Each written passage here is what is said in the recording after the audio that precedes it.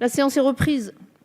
L'ordre du jour appelle la discussion de la proposition de loi adoptée par le Sénat relative au renforcement de la sécurité de l'usage des drones civils. La parole est à monsieur Alain Vidalies, secrétaire d'État chargé des Transports, de la mer et de la pêche. Vous avez la parole, monsieur le ministre.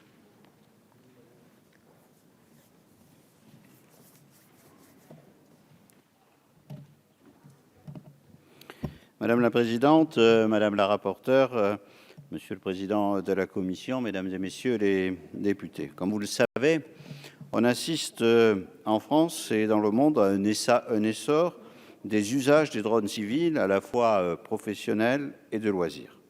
Le développement de la filière professionnelle a notamment été très dynamique. Fin 2012, elle ne comptait que 50 opérateurs. Fin 2015, ce sont plus de 2300 opérateurs de drones qui sont déclarés en France. Ils exploitent plus de 4200 drones et représentent plus de 5000 emplois. L'usage des drones de loisirs est également en plein essor avec plusieurs centaines de milliers de drones vendus pour la seule année 2015 en France.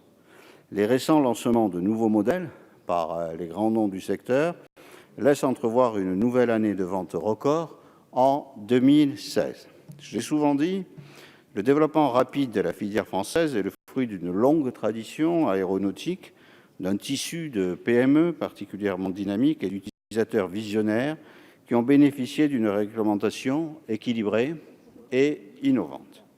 Cette filière est à la croisée des chemins entre aéronautique et numérique, entre innovation technologique et innovation pour les usages, entre PME et grands groupes. Et elle nous demande de nous adapter en permanence à ces nouvelles technologies et pratiques dont la plupart nous sont certainement inconnues aujourd'hui.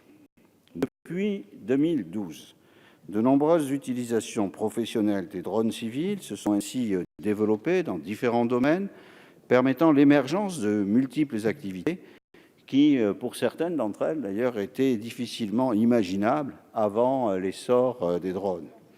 J'ai eu l'opportunité, au cours de l'année passée, d'aller constater moi-même les perspectives offertes par les drones, tant du côté donneur d'ordre, en septembre 2015 sur le site du triangle LGV de Coubert, que côté constructeur et opérateur, lors de ma rencontre avec plusieurs d'entre eux à Pau en mars 2016. Le cadre stable offert par la réglementation française, 2 arrêtés de décembre 2015 modifiant les textes de 2012, sans en changer les principes, permet une grande variété d'usages des drones. Les activités les plus connues sont les prises de vue pour les médias, le cinéma, la publicité, mais les drones sont aussi utilisés pour de nombreuses autres activités professionnelles, comme les inspections de bâtiments et d'infrastructures, la supervision des cultures, le suivi des chantiers, le ravitaillement des navires en mer, les missions de surveillance et de sécurité civile. En particulier, le recours aux drones au service des secours tend en effet à se généraliser. Après la surveillance des feux de forêt, nous avons pu découvrir cet été l'expérience menée par les maîtres nageurs sauveteurs dans les Landes dans la lutte contre la noyade. Mais nous y reviendrons certainement. Le drone peut ainsi s'avérer un moyen à la fois efficace, économiquement compétitif, au service de la sécurité de nos concitoyens et de l'environnement. Si ces développements prometteurs nous ont conduits à définir un cadre d'usage dès 2012, l'avenir de cette filière nécessite néanmoins de prendre également en compte les nouveaux enjeux liés à la sécurité et à la sûreté qu'elle suscite. Les préoccupations de sûreté sont notamment consécutives au signalement de survol illicite de zones sensibles. Ces derniers mois, les signalements de drones par des pilotes de ligne ont fait émerger des inquiétudes sur la sécurité du trafic aérien. Indépendamment des questions de réglementation, l'État doit bien entendu se doter des moyens de détecter et de faire cesser ces survols indésirables. Des essais ont déjà eu lieu et des travaux de recherche financés par le gouvernement sont actuellement en cours. Ces travaux portent leurs fruits puisque des solutions techniquement viables ont pu être mis en évidence.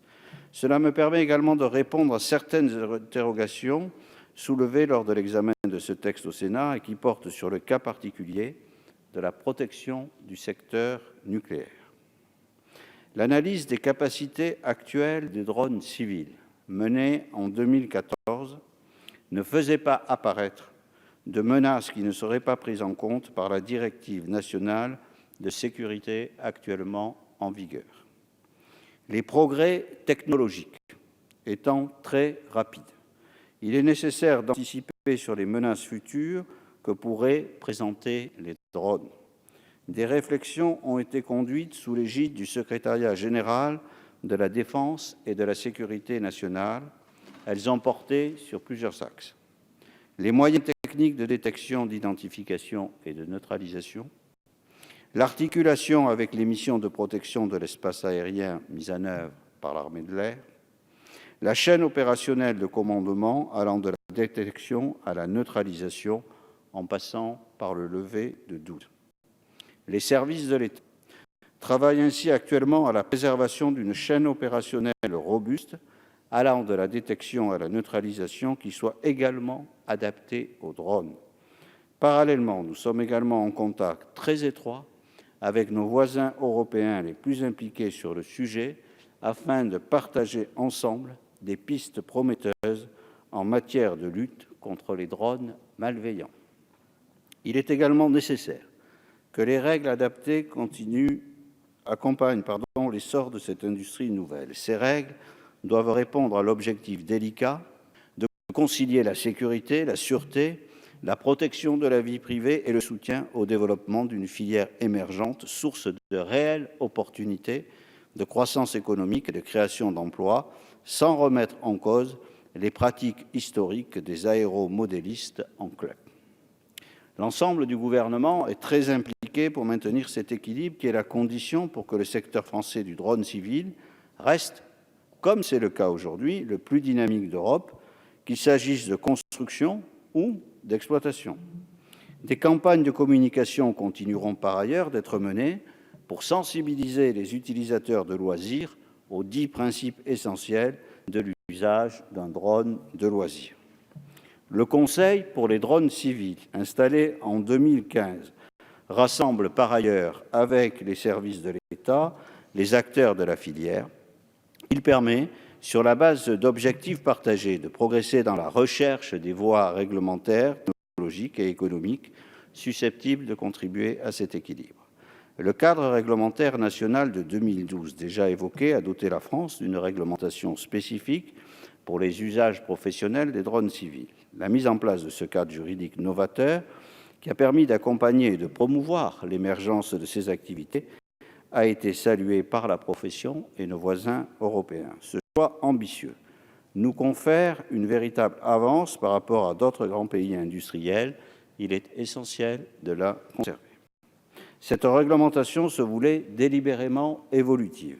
Elle a ainsi été améliorée fin 2015 en tenant compte du retour d'expérience des premières années. Elle est désormais mieux adaptée aux usages professionnels actuels. La France participe également activement aux réflexions sur la mise en place des règles partagées relatives aux drones civils au niveau européen et international dans le cadre des travaux de la Commission européenne et de l'Agence européenne de la sécurité aérienne, ainsi que de l'Organisation de l'aviation civile internationale.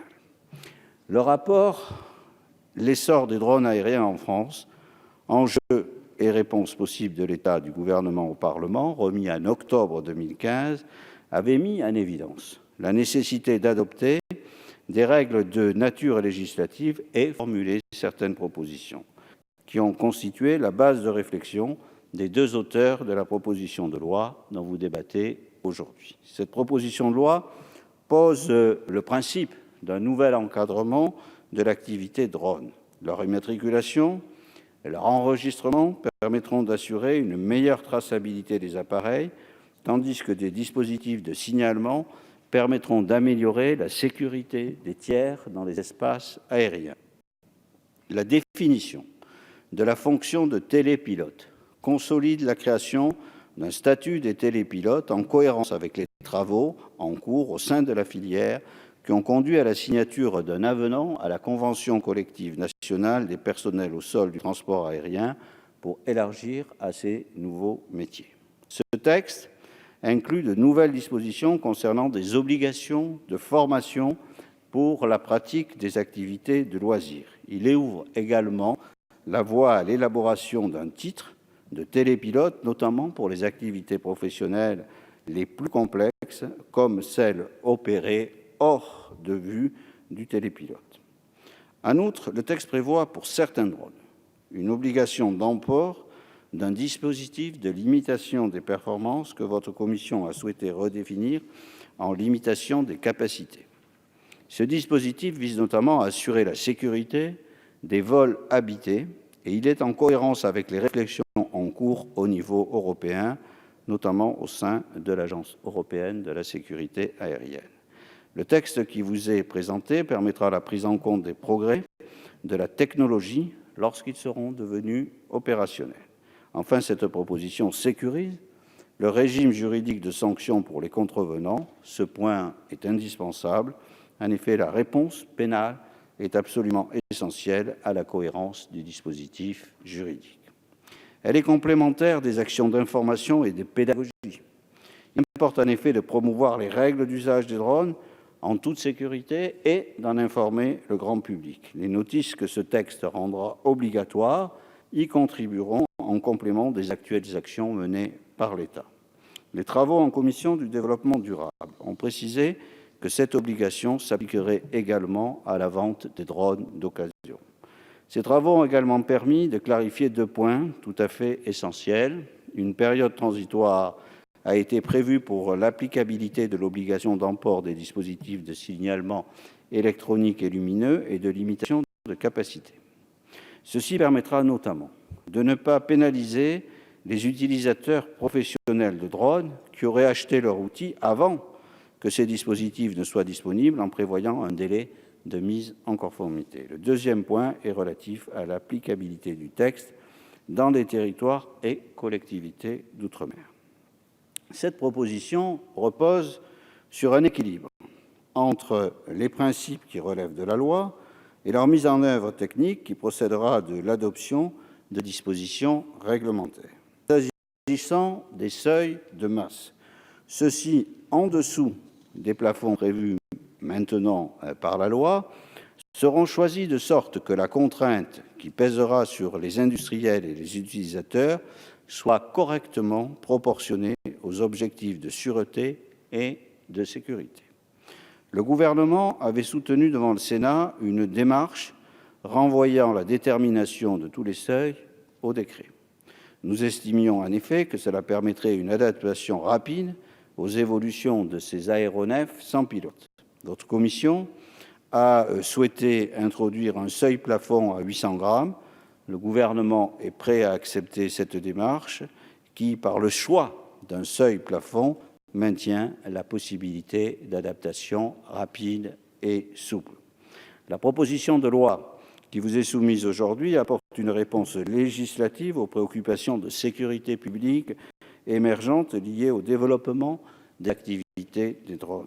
Je tiens à remercier Madame la députée Le Verne, rapporteure du texte, d'avoir permis, en concertation avec les professionnels, les fédérations, les administrations concernées, d'apporter des améliorations au dispositif qui vous est proposé.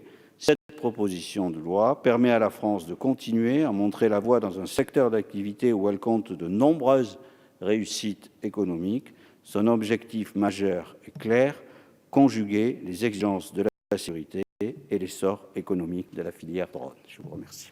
Merci, Monsieur le Ministre. La parole est à Madame Marie Le Verne, rapporteure de la Commission du développement durable et de l'aménagement du territoire. Vous avez la parole pour 10 minutes, Madame la rapporteure.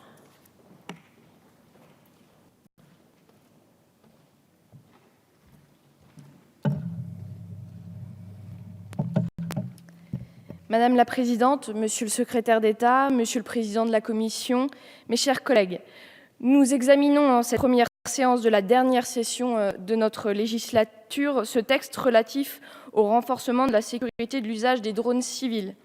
Si le sujet peut paraître un peu exotique ou divertissant aux yeux de certains, il est en réalité plein d'enjeux fondamentaux qui touchent à notre sécurité, mais aussi à notre avenir commun. Les drones se sont développés aux origines dans un but militaire. Ils ont commencé à faire l'objet d'usages civils à partir de la fin des années 80 et depuis les années 2000, ils sont devenus des objets de loisirs de grande consommation. Oui, les drones sont entrés dans notre quotidien. Ils font partie de la famille des objets connectés qui pénètrent nos foyers et modifient nos habitudes de vie. Chaque utilisateur peut y trouver un usage innovant, que ce soit à des fins professionnelles, dans l'agriculture, le BTP, dans l'assistance aux personnes en danger et face aux situations d'urgence, en mer, en altitude, lors d'incendies ou tout simplement dans un but récréatif. En 2015, ce sont environ 300 000 drones qui ont été vendus en France. Le secteur représente 5 000 emplois dans le pays, majoritairement des emplois d'ingénierie et de développement, mais aussi de commerce. C'est une filière innovante, constituée majoritairement de start-up, principalement des opérateurs, mais avec un poids lourd français, le constructeur numéro 2 sur le marché mondial. Si la miniaturisation croissante des composants dynamise toujours davantage ce secteur en permettant de créer des drones de plus en plus légers et de plus en plus abordables, les risques pour la sécurité se développent aussi. Aux risques pour la sécurité aérienne, qui sont les plus immédiats et les plus fréquents, s'ajoutent des risques pour la sûreté nationale et, disons-le clairement, de lutte contre le terrorisme. L'origine même de ce texte est à rechercher dans la série de survols de sites sensibles en 2014 et en 2015. Ces épisodes ont ému l'opinion et le contexte de menaces que nous connaissons justifie que des mesures nouvelles soient prises. Le Secrétariat général à la défense nationale a remis fin 2015 un rapport complétant cette cartographie des risques liés aux drones. On y définit le risque de l'accidentologie et de la collision, de la captation indue d'informations sur la vie privée d'individus ou sur des sites d'intérêt stratégique et sensible, de l'utilisation du drone comme arme par destination, par impact direct ou pour transporter des charges létales, explosives, radiologiques, bactériologiques ou chimiques. C'est déjà le cas sur certains théâtres de guerre dans le monde. Enfin, le risque de la décrédibilisation de l'action de l'État ou de certains opérateurs lorsqu'ils survolent des sites sensibles. Les sénateurs Xavier Pintat, Jacques Gauthier et Alain Fouché ont ainsi travaillé à partir de ce rapport à une proposition de loi qui a été adoptée en mai dernier au Sénat. Cette proposition de loi s'articule autour de 4 piliers. Une obligation d'information des acheteurs de drones au moyen d'une notice relative aux règles d'application de leur utilisation dans les emballages, une obligation de formation pour les télépilotes de drones susceptibles de représenter un risque réel, l'installation de dispositifs de sécurité permettant d'une part la discrimination entre les drones coopératifs et les drones malveillants. C'est tout l'enjeu du signalement lumineux et électronique ou numérique, et d'autre part la limitation des capacités de l'appareil, non pour le brider, mais pour s'assurer qu'il évolue dans des conditions conformes à la réglementation aérienne à laquelle il reste évidemment soumis. Enfin, le 4e pilier est celui de la mise en œuvre d'un système d'enregistrement qui servira de support à la formation et au signalement des aéronefs. Ce système permettra par exemple de signaler aux télépilotes enregistrés qu'ils font survoler par leur drone une zone interdite, de manière à ce qu'ils modifient leur trajectoire. Il sera mis en place en 2018.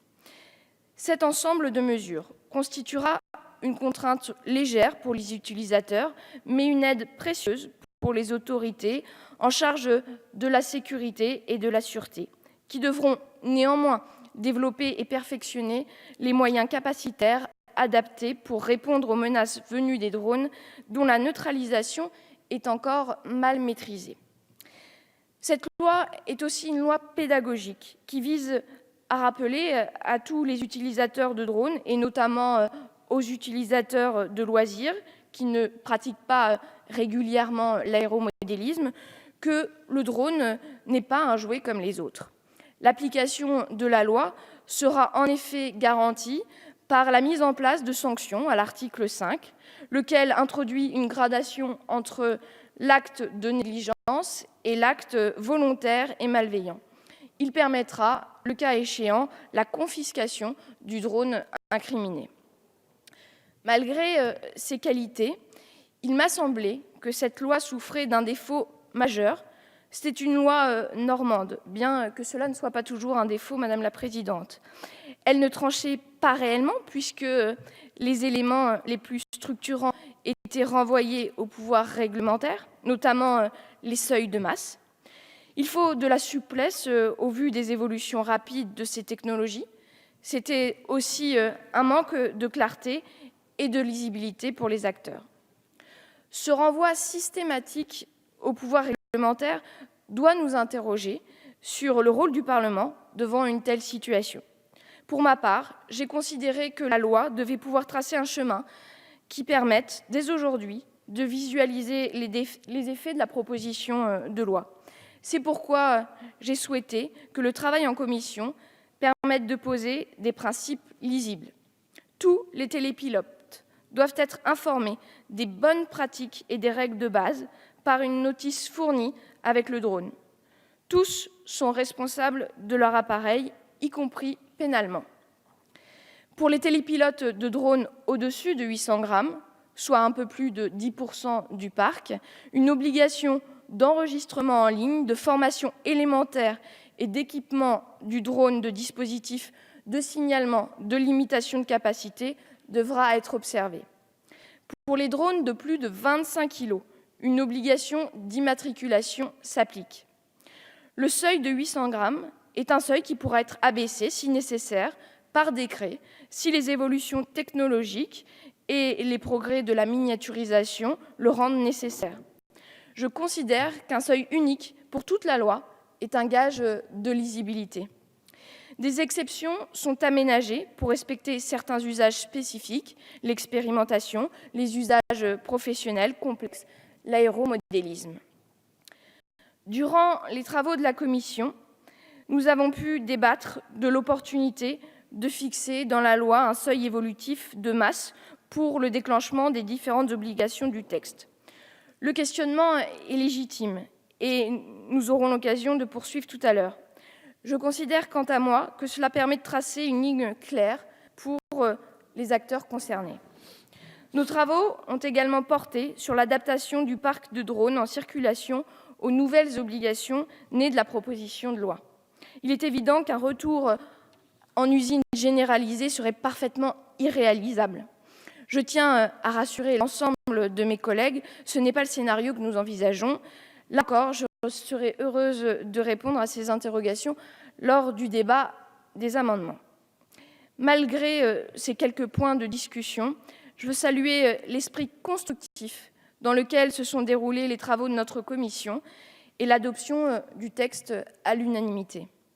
Je terminerai mon propos en vous présentant succinctement les amendements que je souhaite vous proposer pour notre débat.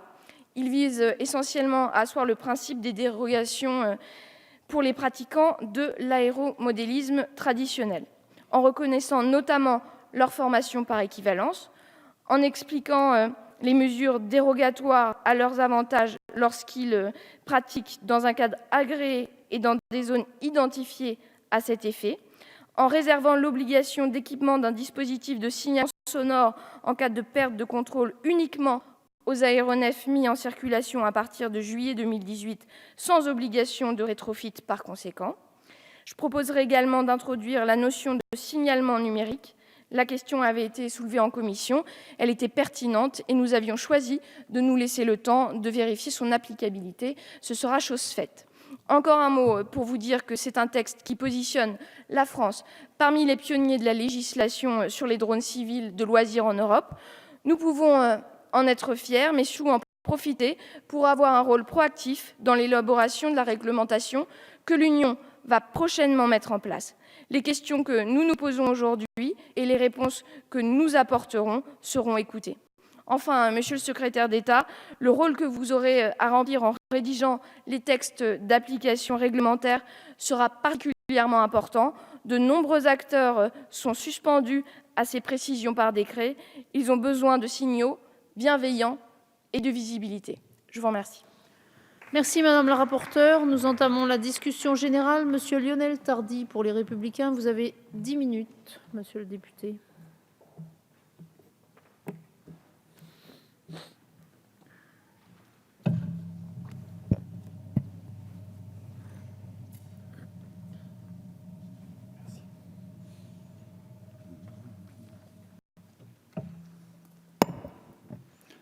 Madame la Présidente, Monsieur le Ministre, Monsieur le Président de la Commission du Développement durable, Madame la rapporteure, mes chers collègues.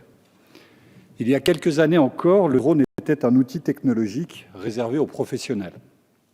Puis, ces aéronefs circulant sans personne à bord ont connu un essor fulgurant. Le drone est devenu un cadeau de Noël comme un autre. Cet essor des drones de loisirs, nous devons nous en réjouir. D'une part, car les technologies se démocratisent de plus en plus rapidement, d'autre part, car un constructeur français fait partie des leaders du marché.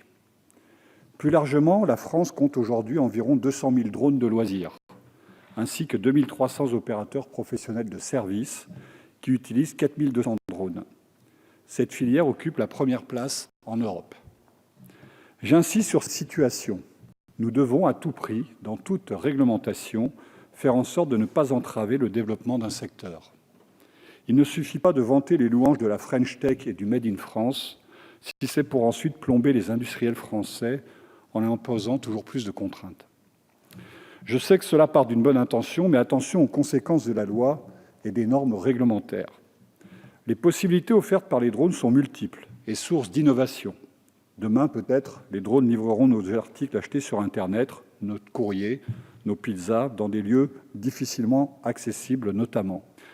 Des radars drones ont même déjà été expérimentés par la gendarmerie. Mais n'oublions jamais que les drones sont des smartphones volants et qu'ils peuvent poser des problèmes de sécurité. Parmi ces nouveaux risques, le risque d'accident par collision avec d'autres aéronefs ou de chute du drone, risque de la captation indue d'informations, risque de l'utilisation du drone comme une arme ou à d'autres fins délictuelles ou criminelles. Ce sont notamment les survols de centrales nucléaires qui nous ont conduits à demander un rapport au gouvernement, dans la loi du 2 juin 2015 de notre collègue Claude de Ganay, relative au renforcement de la protection des installations civiles abritant des matières nucléaires. Notons que, pour une fois, ce rapport a été remis et presque dans les temps. Il a été rédigé par le Secrétariat général de la Défense et de la Sécurité nationale. La quasi-totalité des propositions qui y sont faites se retrouve dans la proposition de loi initiale d'origine sénatoriale que nous examinons aujourd'hui. Jusqu'à présent, la réglementation passait avant tout par des textes réglementaires. La France était ainsi en avance sur l'encadrement des drones professionnels. Un encadrement strict et précis par le biais de 2 arrêtés pris en 2012 et revus en décembre 2015.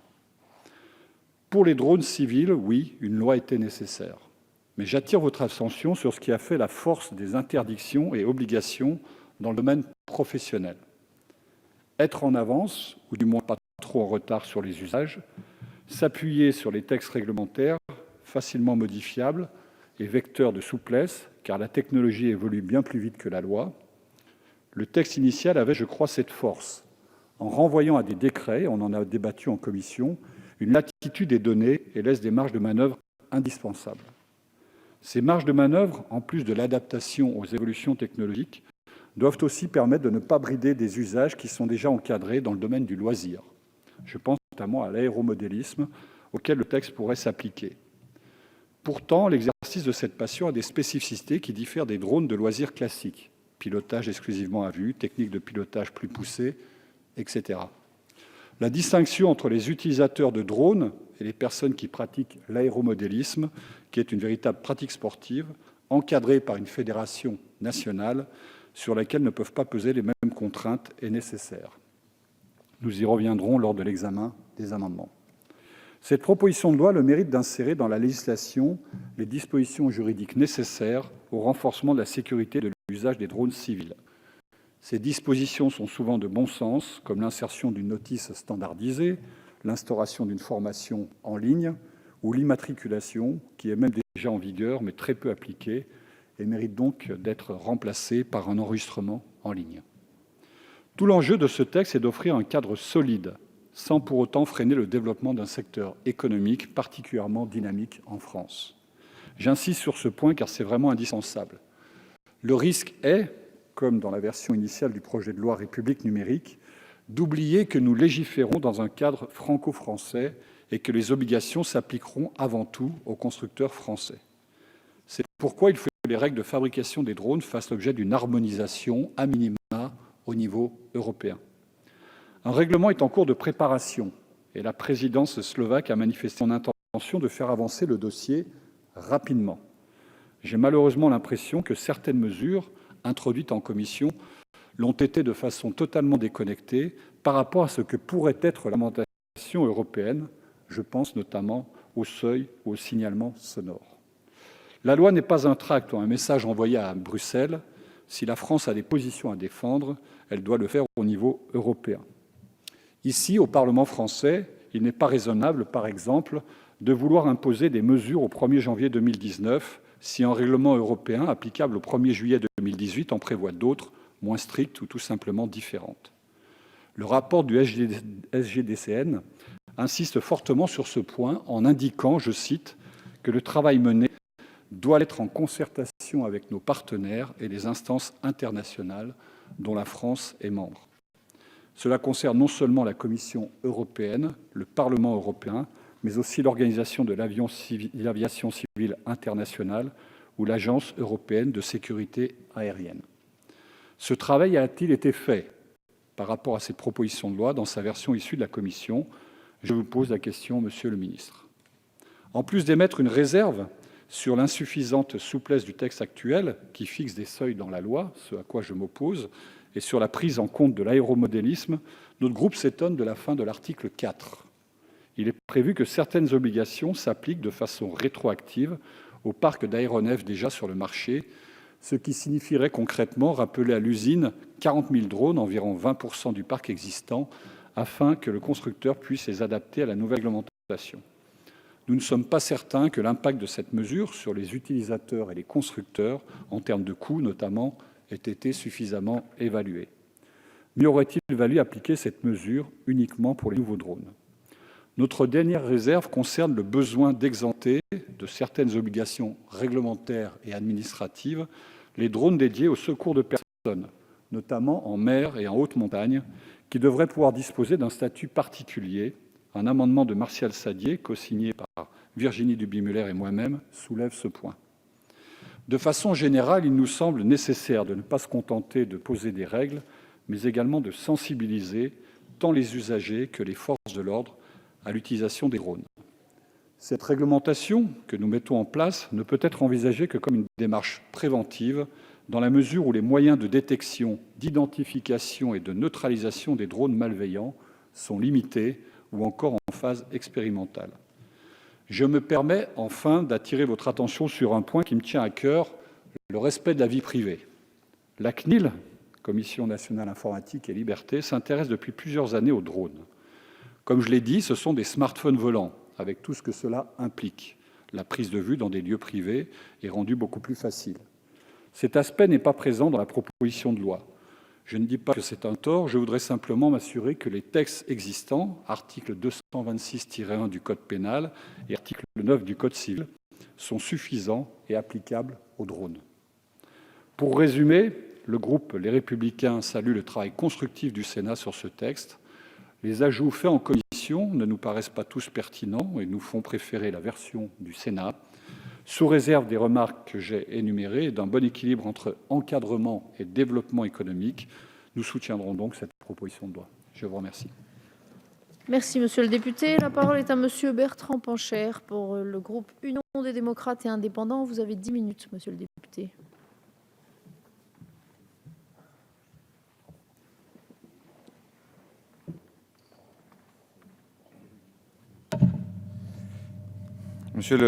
Madame la Présidente, Monsieur le Ministre, Monsieur le Président de la Commission du Développement durable, Madame la rapporteure, chers collègues, en l'espace de 2 ans, le Secrétariat général à la Défense et de la Sécurité nationale a recensé plusieurs dizaines de survols par drone de sites sensibles, tels que des centrales nucléaires ou des aéroports, et vous l'avez rappelé il y a quelques instants, Monsieur le Ministre.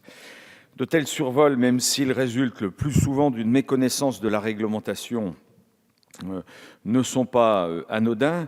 Le simple survol d'un aéroport peut perturber, voire interrompre le trafic aérien.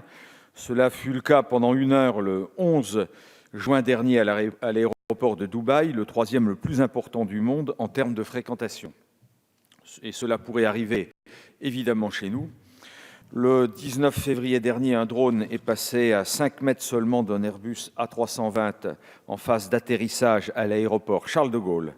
Le risque d'accident est réel, avec potentiellement des conséquences humaines, dans le meilleur des cas, des pertes économiques loin d'être négligeables. Une telle situation est-elle acceptable ? Bien sûr que non. Outre ces risques, il existe un véritable danger de voir des drones civils employés à des fins malveillantes. Tout d'abord, les drones constituent des dispositifs d'enregistrement très mobiles pouvant porter atteinte à la vie privée. Le code pénal est clair sur la protection de la vie privée et il faut sensibiliser les utilisateurs de drones aux droits en vigueur qui les concernent aussi. Ensuite, les drones sont des petites merveilles technologiques qui peuvent à l'heure actuelle transporter 20 à 30% de leur poids, ce qui est loin d'être négligeable. Je vous laisse imaginer l'inventivité dont pourraient faire preuve les terroristes qui menacent la France avec de tels engins. Il est donc indispensable de pouvoir identifier puis neutraliser rapidement un drone qui ne respecterait pas la réglementation afin d'écarter au maximum le risque d'une attaque par ce type d'engin. Au regard de ces dangers, la proposition de loi que nous examinons aujourd'hui est plus que bienvenue, car le renforcement de la sécurité de l'usage des drones civils est bel et bien une impérieuse nécessité. Pour autant, si l'intervention du législateur est nécessaire, elle se doit aussi d'être adaptée aux enjeux économiques du marché des drones et des services associés. Ce secteur s'est considérablement développé en France au cours des dernières années au titre d'initiatives privées couronnées de succès. Aujourd'hui, les drones professionnels servent en majorité au secteur audiovisuel, mais ils peuvent aussi servir à réaliser des inspections techniques de bâtiments, d'ouvrages d'art, à détecter des situations de stress hydrique et de manque d'engrais pour l'agriculture. Certains envisagent déjà de leur confier des missions de sécurité aérienne et de sécurité civile. En clair, il s'agit d'un secteur d'avenir aux potentialités importantes pour notre pays. Ainsi, faut-il rappeler que le 2e constructeur au monde de drones civils est français et vend des drones partout dans le monde. Il s'agit là d'une réussite dont nous devons être fiers. Or, jusqu'à présent, la réglementation adoptée dans notre pays a été pionnière, tout en sachant tenir compte des intérêts de nos constructeurs. Elle comporte toutefois certaines zones d'ombre et des insuffisances qui constituent des vulnérabilités inconcevables. Fort heureusement, la présente proposition de loi vient les combler. Veillons à ce qu'elle se fasse tout en maintenant un juste équilibre entre l'encadrement de l'usage des drones et une certaine flexibilité afin de ne pas freiner le développement de cette filière. Le texte tel qu'amendé en commission conserve l'approche souple que lui avait donnée le Sénat et nous paraît adéquat. Il fait entrer dans le droit le télépilote et prévoit un dispositif d'enregistrement électronique spécifique aux drones. De plus, les renvois prévus au pouvoir réglementaire permettront un encadrement de l'usage de ces drones civils concomitamment aux évolutions technologiques en concertation avec les professionnels concernés. L'examen en commission et les amendements de Madame la rapporteure ont permis d'enrichir le texte de certaines dispositions qui nous paraissent bienvenues, telles que l'obligation de doter les drones d'une masse supérieure à 800 grammes, d'un dispositif de signalement sonore en cas de chute afin d'alerter les personnes de proximité.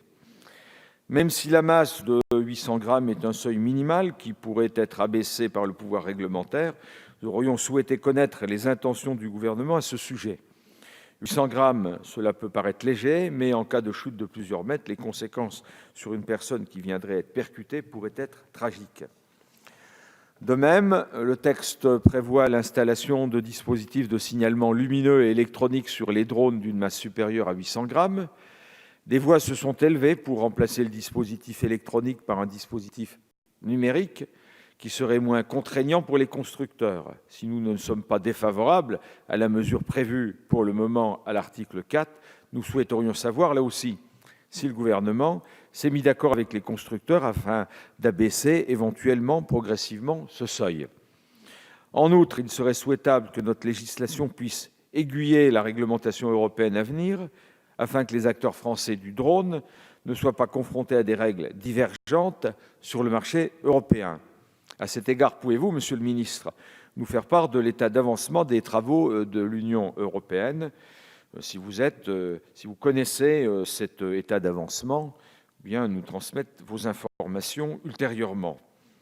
Par ailleurs, il nous semble utile de rappeler qu'il ne faut pas uniquement se contenter de poser des règles. Il revient aussi aux autorités et fabricants de drones de faire preuve de pédagogie à l'endroit des usagers et de mener des campagnes de sensibilisation ou de communication dans ce sens. Ainsi, la campagne engagée par YouTube, par le ministère de l'Environnement, intitulée « 10 commandements pour l'usage d'un drone de loisir », va dans le bon sens. Elle doit cependant être intensifiée pour toucher tous les utilisateurs actuels et futurs de drones dans notre pays.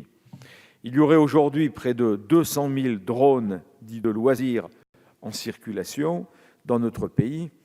Or, la vidéo diffusée par le ministère n'a à ce jour enregistré que 18 500 vues. La mise en place d'une procédure d'enregistrement en ligne prévue à l'article 1 devrait donc être aussi l'occasion d'étendre l'information des utilisateurs des drones sur la réglementation autour de ces usages. Enfin, nous considérons que cette proposition de loi ne présente qu'un premier volet indispensable, mais néanmoins insuffisant, en vue de garantir la sécurité de nos concitoyens. L'encadrement juridique des drones ne saurait être effectif que s'il est complété par le déploiement de moyens afin de permettre leur détection, leur identification et leur neutralisation, en particulier sur les sites sensibles et à risque. Mes chers collègues, Monsieur le ministre, Madame la Présidente, mis à part ces quelques interrogations, le groupe UDI votera bien entendu cette proposition de loi. Merci, monsieur le député. La parole est à monsieur Olivier Falorni pour le groupe radical républicain, démocrate et progressiste. Vous avez 10 minutes, monsieur le député.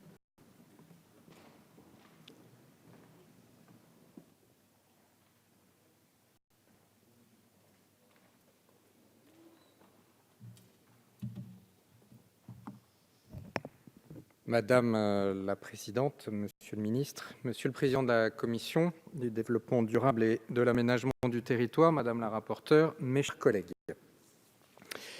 Avec le constructeur français Paro, la France est aujourd'hui le deuxième constructeur mondial de drones.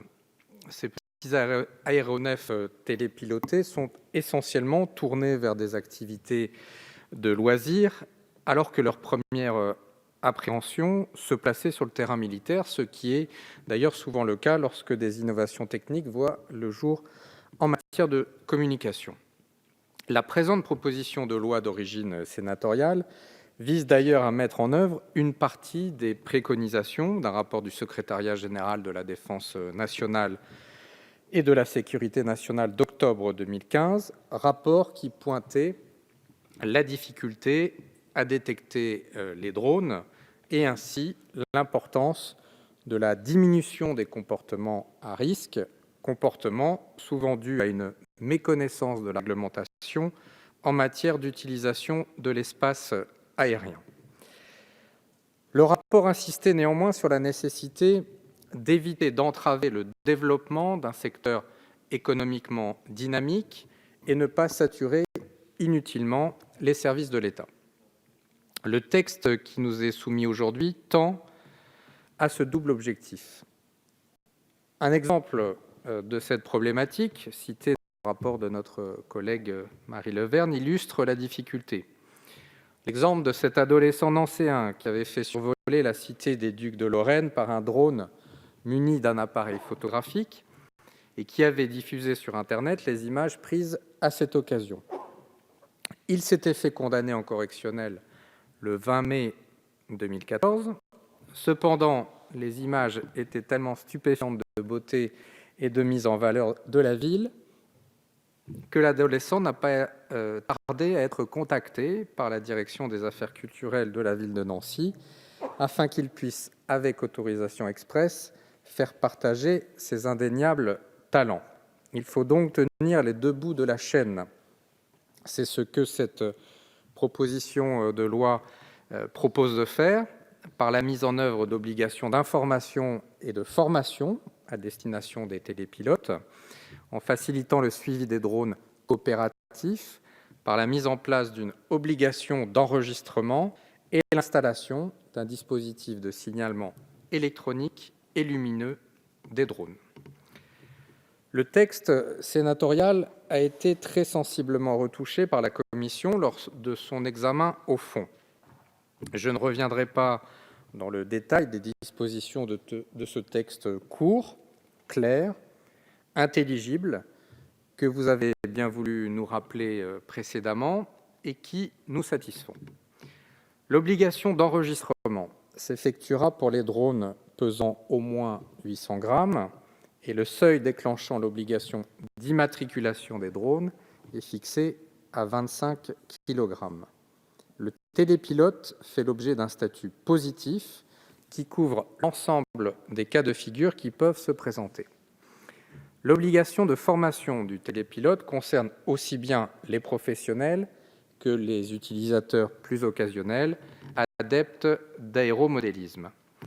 L'articulation des dispositions des différents codes concernés, le code des postes et des communications électroniques, le code des transports, le code de la consommation, cette articulation est assurée. D'un point de vue général, la structuration et le développement de la filière professionnelle est assuré par le Conseil pour les drones civils, créé en 2015 par la Direction générale de l'aviation civile et qui rassemble l'ensemble des acteurs de la filière. Cet ensemble forme un tout cohérent à même de permettre à ce secteur de continuer à se développer. Cette proposition de loi est de bonne législation. Nous nous félicitons de son inscription rapide à l'ordre du jour, puisqu'elle a été adoptée par le Sénat le 17 mai 2016, augurant ainsi une adoption conforme par la Haute Assemblée lorsqu'elle y retournera pour une seconde lecture. Et donc, pour toutes ces raisons, les membres du groupe 2RDP approuveront ce texte. Je vous remercie. Merci, monsieur le député. La parole est à monsieur Jean-Jacques Candelier pour le groupe Gauche démocrate et républicaine. Vous avez 10 minutes, monsieur le député.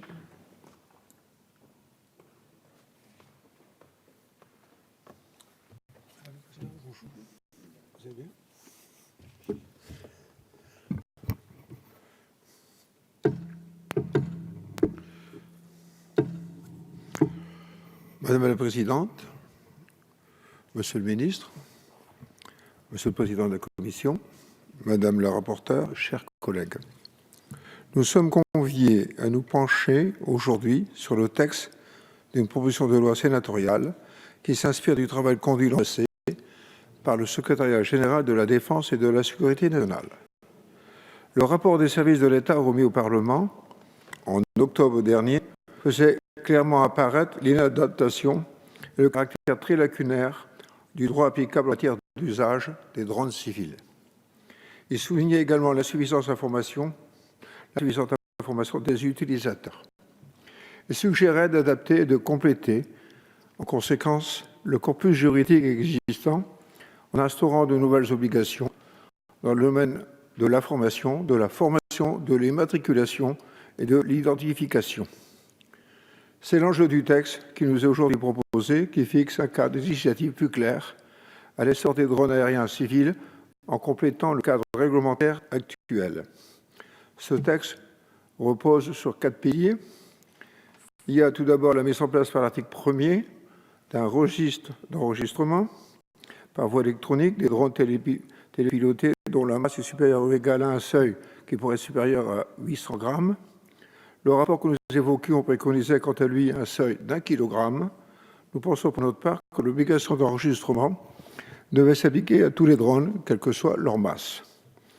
L'usage de drones, y compris à des fins récréatives, ne peut être parfaitement banalisé et la procédure d'enregistrement permettrait, selon nous, de responsabiliser davantage les utilisateurs.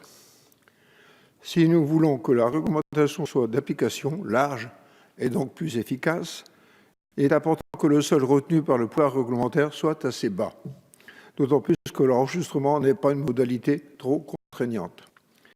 Les États-Unis ont mis en place, en ce qui les concerne, une procédure d'enregistrement en ligne des drones d'une masse supérieure à 250 grammes. C'est un seuil qui pourrait peut-être faire consensus entre nous. L'article 2 crée de son côté un nouveau chapitre 4 dans le Code des transports relatif aux règles relatives à la circulation des aéronefs opérés sans personne à bord. Il précise la définition du télépilote dans les différents cas, drone piloté, drone automatique, drone autonome. À ce sujet, il convient d'aller plus loin au niveau du lexique utilisé, en distinguant les drones aéronefs ou vol automatique programmé, des modèles réduits, radiocommandés, qui sont pilotés en permanence à vue du télépilote tout au long de leur évolution dans l'espace aérien, sans aucune automatisation des trajectoires ou de leur parcours. Les incidents ne font pas état de modèles réduits d'avions survolant un site sensible, mais bien de drones opérés par des individus malveillants. Il ne faut pas confondre les aéromodélistes responsables et qui font la preuve depuis 60 ans de respect des bonnes pratiques aériennes, des acquéreurs en magasin, de machines volantes au pilotage simplifié. L'article inscrit l'obligation de formation du télépilote pour l'utilisation des drones. Le texte confie au décret le soin de préciser les objectifs et les modalités de la formation, ainsi que les modalités de vérification de son assimilation. Nous ne pouvons bien sûr qu'approuver ces orientations. Nous aimerions toutefois que le gouvernement nous précise les hypothèses sur lesquelles il travaille. S'agissant du seuil de 800 grammes, retenu en cohérence avec les dispositions sur l'enregistrement, nous semble là aussi un peu élevé. La chute d'un engin de 800 grammes représente en effet un risque de blessure important. Les articles 3 et 4 concernent les obligations d'information et de signalement électronique et lumineux, ainsi que le dispositif de limitation de performance. Ces dispositions vont dans le bon sens. Vous avez proposé avec justesse, Madame la rapporteure, d'étendre au marché de l'occasion l'obligation de fournir une notice d'information, rappelant les principes et les règles à respecter pour utiliser ces appareils en conformité avec la législation et la réglementation applicables. Cette disposition bienvenue m'invite cependant à formuler une remarque. On peut aujourd'hui se procurer des drones n'importe comment, soit par l'intermédiaire de la vente de kits prêts à monter, soit à travers le marché de l'occasion. Sans l'exercice de contrôle, nous risquons de vider de leur portée les dispositifs de prévention des usages malveillants, comme l'obligation d'enregistrement. Compte tenu des menaces liées aux actes malveillants, on constate que les drones peuvent être des armes par destination. Nous pensons pour notre part que la vente de ces matériels devrait obéir à des règles plus strictes. Pourquoi ne pas concevoir des plateformes de vente agréées permettant de contrôler l'identité des acheteurs et vendeurs et contrôler aussi l'identité des acquéreurs lors de rachat de drones sur le marché de seconde main. En ce qui concerne les moyens de détection, d'identification et de neutralisation, l'Office national d'études de recherche aérospatiale et l'armée de l'air avaient procédé à des expérimentations qui avaient montré que des progrès restaient à réaliser en ce domaine. Peut-être pourrions-nous connaître aujourd'hui l'état d'avancement du programme de recherche et de protection des zones sensibles conduit par l'Agence nationale de la recherche. Ces éléments d'information nous seraient utiles. Nous ne pouvons en effet fermer les yeux sur les difficultés auxquelles se heurtent les forces de police et de gendarmerie, ainsi que l'autorité judiciaire, pour constater les infractions, identifier et sanctionner leurs auteurs. À travers cette proposition de loi, se pose la question des moyens donnés à tous les corps d'État qui sont missionnés pour surveiller, voire sanctionner ces nouveaux utilisateurs de l'espace aérien en cas d'infraction. Cette interrogation n'est pas secondaire, tant on a pu ressentir un fort sentiment d'impuissance de nos services lors du survol de différents sites à risque, notamment de centrales nucléaires par des drones ou le survol de la capitale l'hiver dernier. Veillons à ne pas tomber dans une proposition de loi qui ne se donne pas les moyens d'être respectée. Nos forces de police, de gendarmerie, ainsi que la douane sont démunis pour procéder à la mise à terre d'un drone suspect. Ces derniers pouvant être guidés avec l'intention délibérée de nuire, ou tout du moins l'intention de déconsidérer l'action de l'État. Pour conclure, nous voudrions souligner que le texte qui nous est proposé répond de manière satisfaisante à de nombreux enjeux. La meilleure connaissance par les utilisateurs des règles qu'ils doivent respecter, la formation des utilisateurs de loisirs, l'immatriculation et l'enregistrement, le signalement électronique et lumineux. Ce sont là des avancées qui permettent de se prononcer en faveur d'une adoption de ce texte. Beaucoup de chemin reste cependant à parcourir en termes de moyens de détection des infractions, de neutralisation et de sanctions. En l'état, le texte ne permettra pas non plus de véritablement mieux prévenir les actes malveillants de nature terroriste ou les atteintes au respect de la vie privée, à travers notamment la collecte à distance de données personnelles. Nous estimons, sur ce terrain indispensable, de prolonger le travail de concertation avec nos partenaires européens, afin, comme le suggérait le rapport du secrétariat général de la Défense et de la Sécurité nationale, de mutualiser les bonnes pratiques, les coûts de recherche et de développement pour doter le plus rapidement possible les services chargés de la police du ciel, de la sécurité publique ou de la protection des sites sensibles des outils adaptés aux nouvelles menaces. Nous soutiendrons donc, pour finir, cette proposition de loi. Merci, Madame la Présidente. Merci, Monsieur le député. La parole est à Monsieur Christophe Bouillon pour le groupe socialiste, écologiste et républicain. Vous avez 5 minutes, Monsieur le député.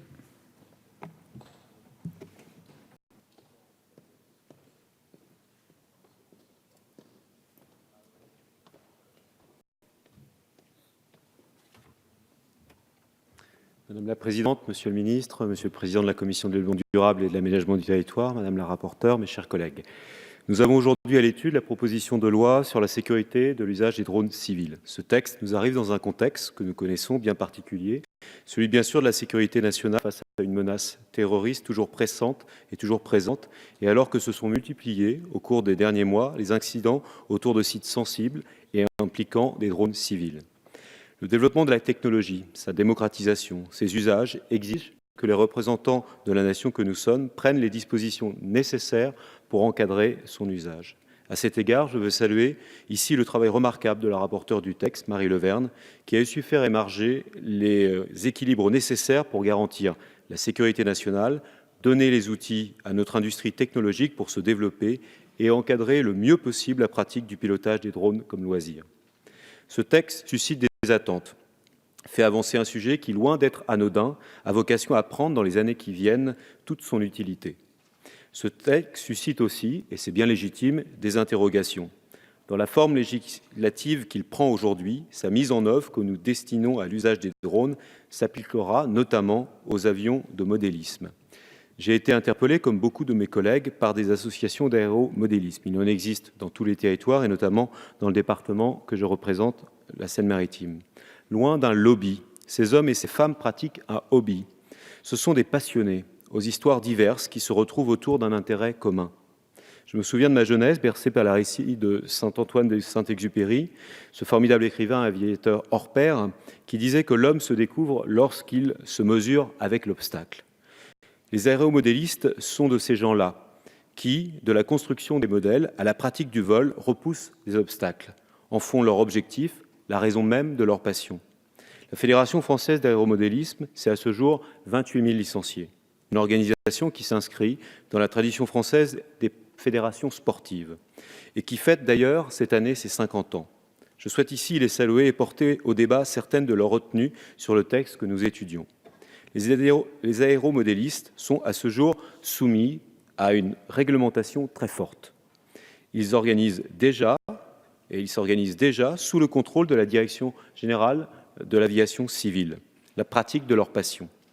Dans l'état actuel du droit, ils sont soumis à de nombreuses obligations. L'arrêté du 17 décembre 2015 définit la pratique de l'aéromodélisme comme un loisir et encadre l'usage des aéronefs pilotés. Limite d'altitude, couloirs de pratique dédiés par la DGAC et obligation de rester à vue de l'aéromodèle constituent les fondements mêmes et incontournables de leur pratique. Au-delà de certaines limites d'altitude, les aéromodélistes sont même soumis à des obligations d'information envers la DGAC et leur pratique doit impérativement se faire à deux, l'une des personnes devant contrôler l'environnement aérien et la trajectoire de l'aéronef pour éviter tout accident avec des avions. Dans sa version actuelle, la proposition de loi sur la sécurité et l'usage des drones civils s'appliquerait aux aéromodélistes. Ils seraient assujettis aux limites de poids s'appliquant aux drones et au-delà duquel se créent de nouvelles obligations, alors que tous m'ont informé que par nature, les aéronefs utilisés dépassent 800 grammes. J'ai bien évidemment suivi avec attention l'évolution du texte aujourd'hui à l'étude, et notamment le travail de distinction fait par la rapporteure Marie Leverne. Nous avons collectivement, je pense, des inflexions à intégrer dans ce texte. Il s'agit de bien distinguer ce qui relève de notre sécurité nationale, une exigence absolue, et ce qui relève de l'engagement de passionnés pratiquant un sport. C'est pourquoi je soutiens, dans le cadre des débats, les amendements qui sont soumis par notre collègue Jean-Marc Fournel. Il s'agit d'une part d'exonérer les aéromodélistes qui pratiquent leur passion dans le cadre d'une fédération sportive de la formation obligatoire. Leur sport est déjà encadré par un certain nombre de dispositions obligatoires qui les soumettent à des contrôles très rigoureux. Enfin, je défends l'idée selon laquelle la pratique de vol sans pilote, comme c'est le cas pour l'aéromodélisme, doit se pratiquer dans des zones dédiées, agréées par la Direction générale de l'aviation civile. Ces propositions ont vocation à enrichir ce texte, à renforcer son objectif d'encadrement et de protection de la pratique de vol de drones dans le respect des exigences pour, bien évidemment, notre sécurité nationale. Mes chers collègues, loin des a priori, ce texte porte une ambition que nous devons rappeler. Elle est à la croisée d'un enjeu économique, d'une préoccupation de sécurité et d'une pratique sociale. Elle doit concilier à la fois le soutien à notre industrie qui fabrique des drones avec l'exigence de sécurité qui s'impose à tous.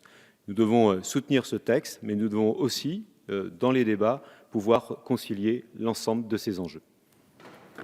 Merci, monsieur le député. La parole est à madame Florence Delaunay pour le groupe socialiste, écologiste et républicain. Vous avez 5 minutes aussi, madame la députée.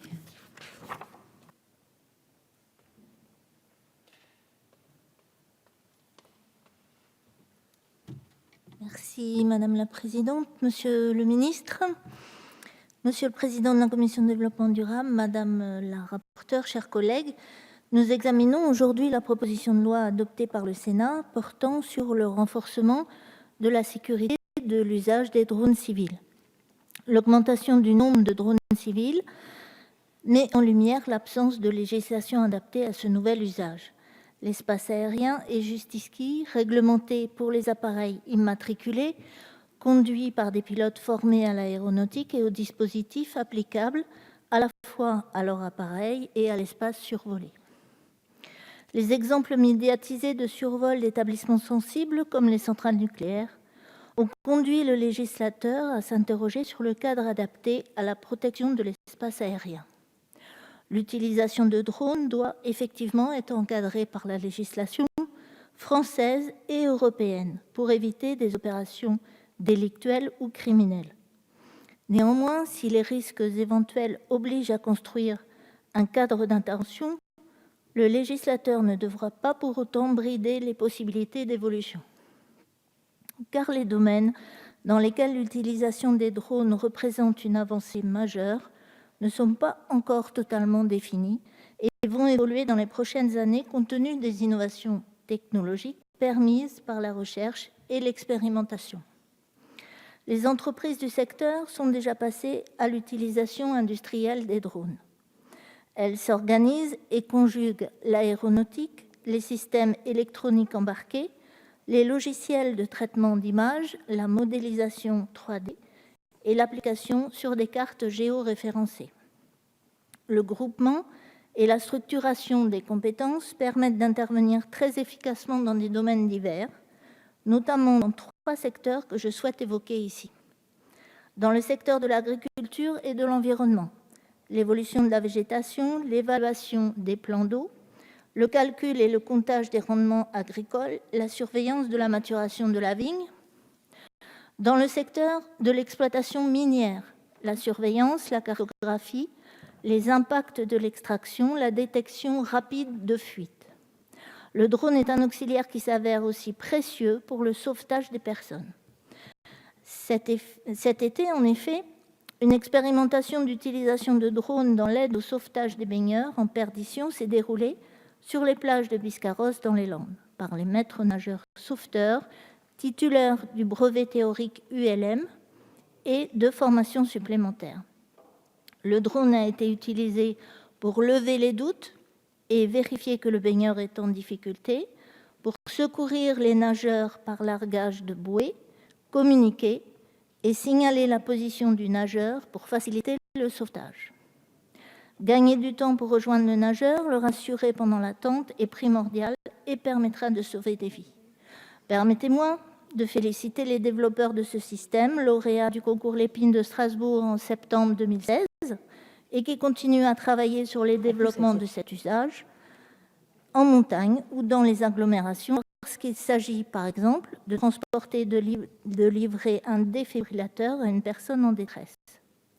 Les 2 arrêtés du 17 décembre 2015, entrés en vigueur le 1er janvier 2016, prévoient les dispositions relatives à l'utilisation de l'espace aérien par les aéronefs qui circulent sans personne à bord et fixent les conditions d'utilisation en fonction de leur utilisation. La simplification des procédures administratives et l'assouplissement des contraintes pour les usages expérimentaux doivent guider nos travaux afin de ne pas gâcher l'opportunité de créer de nouvelles activités pour la croissance future du pays. Dans le domaine du sauvetage, certaines dispositions réglementaires sont un frein à une utilisation performante et efficace, frein qu'il faudra lever, et c'est le sens de l'amendement que je défendrai à l'article 2. Permettre une utilisation efficace et évolutive en fonction des innovations technologiques, tout en assurant la sécurité des biens et des personnes, voici le challenge que nous devons relever. Je vous remercie. Merci, Madame la députée. La discussion générale est close. J'appelle maintenant dans le texte de la commission les articles de la proposition de loi. Article 1er, Monsieur Yannick Fevenec, vous êtes inscrit sur l'article. Merci Madame la Présidente. Le secteur des drones à usage professionnel et de loisirs a connu, on le sait, une forte croissance en France, principalement grâce à des initiatives privées. Nos entreprises sont d'ailleurs reconnues à l'international dans ce domaine. C'est pourquoi la réglementation ne doit pas freiner cette dynamique dans un secteur aux débouchés potentiels nombreux dans les domaines de la surveillance, de la sécurité ou bien encore de l'agriculture. Il ne faut cependant pas uniquement se contenter de poser des règles. Il revient aussi aux autorités et fabricants de drones de faire preuve de pédagogie à l'endroit des usagers et de mener des campagnes de sensibilisation ou de communication en ce sens. Cette proposition de loi ne représente donc qu'un premier volet, indispensable certes, mais néanmoins insuffisant en vue de garantir la sécurité de nos concitoyens. En effet, les moyens de détection, d'identification et de neutralisation des drones demeurent toujours malheureusement limités. Plusieurs solutions innovantes sont en phase d'expérimentation ou de déploiement. Il est donc nécessaire de poursuivre les efforts de recherche et de développement afin de mettre au point les équipements nécessaires à la neutralisation des drones malveillants. Je souhaite dire quelques mots sur les aéromodélistes que je veux saluer ici par la même occasion. Les modèles réduits radiocommandés que nous connaissons depuis 60 ans sont télépilotés manuellement à vue tout au long de leur vol, ce qui signifie que le télépilote intervient en temps réel sur les trajectoires du modèle volant et il est ainsi à même d'éviter les obstacles éventuels. 30 000 aéromodélistes licenciés auprès des fédérations sportives et des dizaines de milliers d'autres non affiliés, et j'en connais beaucoup dans mon département de la Mayenne, pratiquent ce loisir en respectant l'arrêté du 17 décembre 2015 qui interdit le survol de certaines zones. Ils bénéficient en outre d'une culture aéronautique que l'on ne peut comparer à celle des utilisateurs de drones grand public.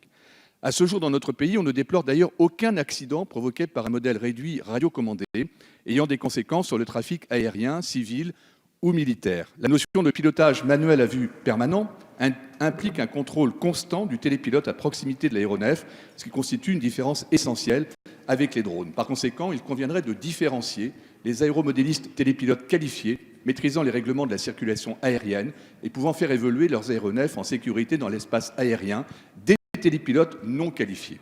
Il ne faudrait pas, en effet, que ce texte pénalise les pratiquants d'un loisir technique de plein air qui a initié et formé des milliers de pilotes, techniciens de l'aviation civile et militaire depuis 60 ans. Je vous remercie.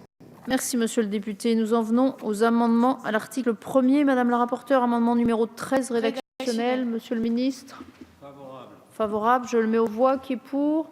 Qui est contre? Il est adopté. Amendement numéro 14. Madame la rapporteure. Rédactionnel. Monsieur le ministre. Favorable. Je le mets aux voix. Qui est pour? Contre? Il est adopté. Amendement numéro 34. Monsieur Thévenot, vous avez la parole.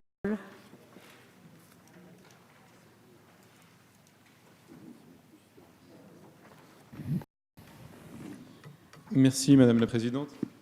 En fait, cet amendement, et plus généralement sur l'article 1er, puis les articles qui suivent, à chaque fois qu'on parle du poids, c'est le fameux 800 grammes.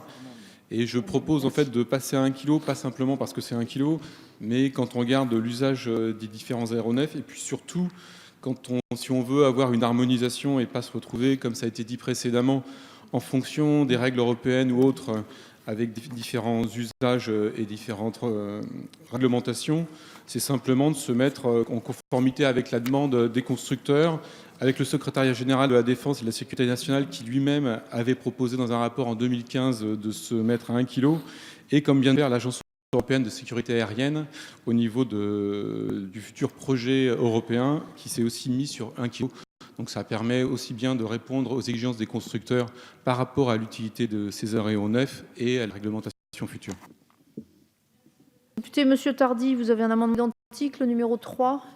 Il est défendu. Monsieur le rapporteur, Madame la rapporteure, pardon, sur les amendements 34 identiques. Il y a une convergence à dire que la fourchette doit se situer entre 800 grammes et 1 kg. C'est la frontière entre les drones à vocation principalement récréative et les drones amateurs ou professionnels. Nous avons choisi la borne basse parce que, vous le savez, il y a une tendance à la miniaturisation, et puis parce que si le seuil était à 1 kg, cela concernerait simplement 6% des drones. Or, je pense que ce serait vider quelque part la loi de sa substance.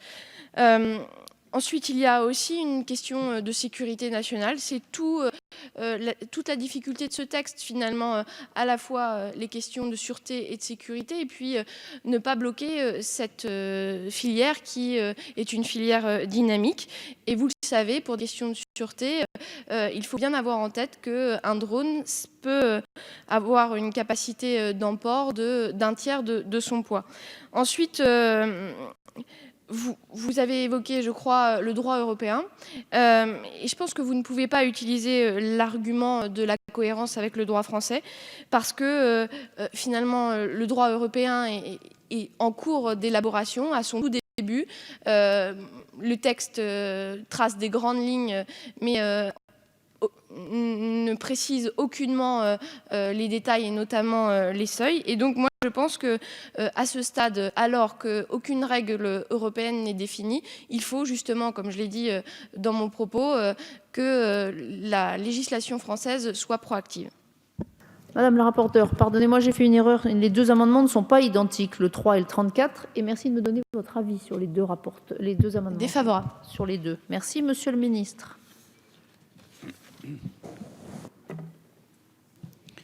Merci, Madame la Présidente. Sur l'amendement numéro 3, qui est présenté par monsieur Tardy, j'ai indiqué dans le propos liminaire que la rédaction initiale, qui était la rédaction retenue par le Sénat, avait reçu l'assentiment du gouvernement. J'ai entendu, c'est-à-dire envoyer les seuils au texte réglementaire. J'ai entendu le débat, le souhait de la rapporteure, le vote de votre commission. Je pense que la rédaction qui est issue du choix fait par la rapporteure et suivi par votre commission d'un plafond, avec les possibilités de l'adapter, me paraît être une bonne solution de compromis qui est équilibrée.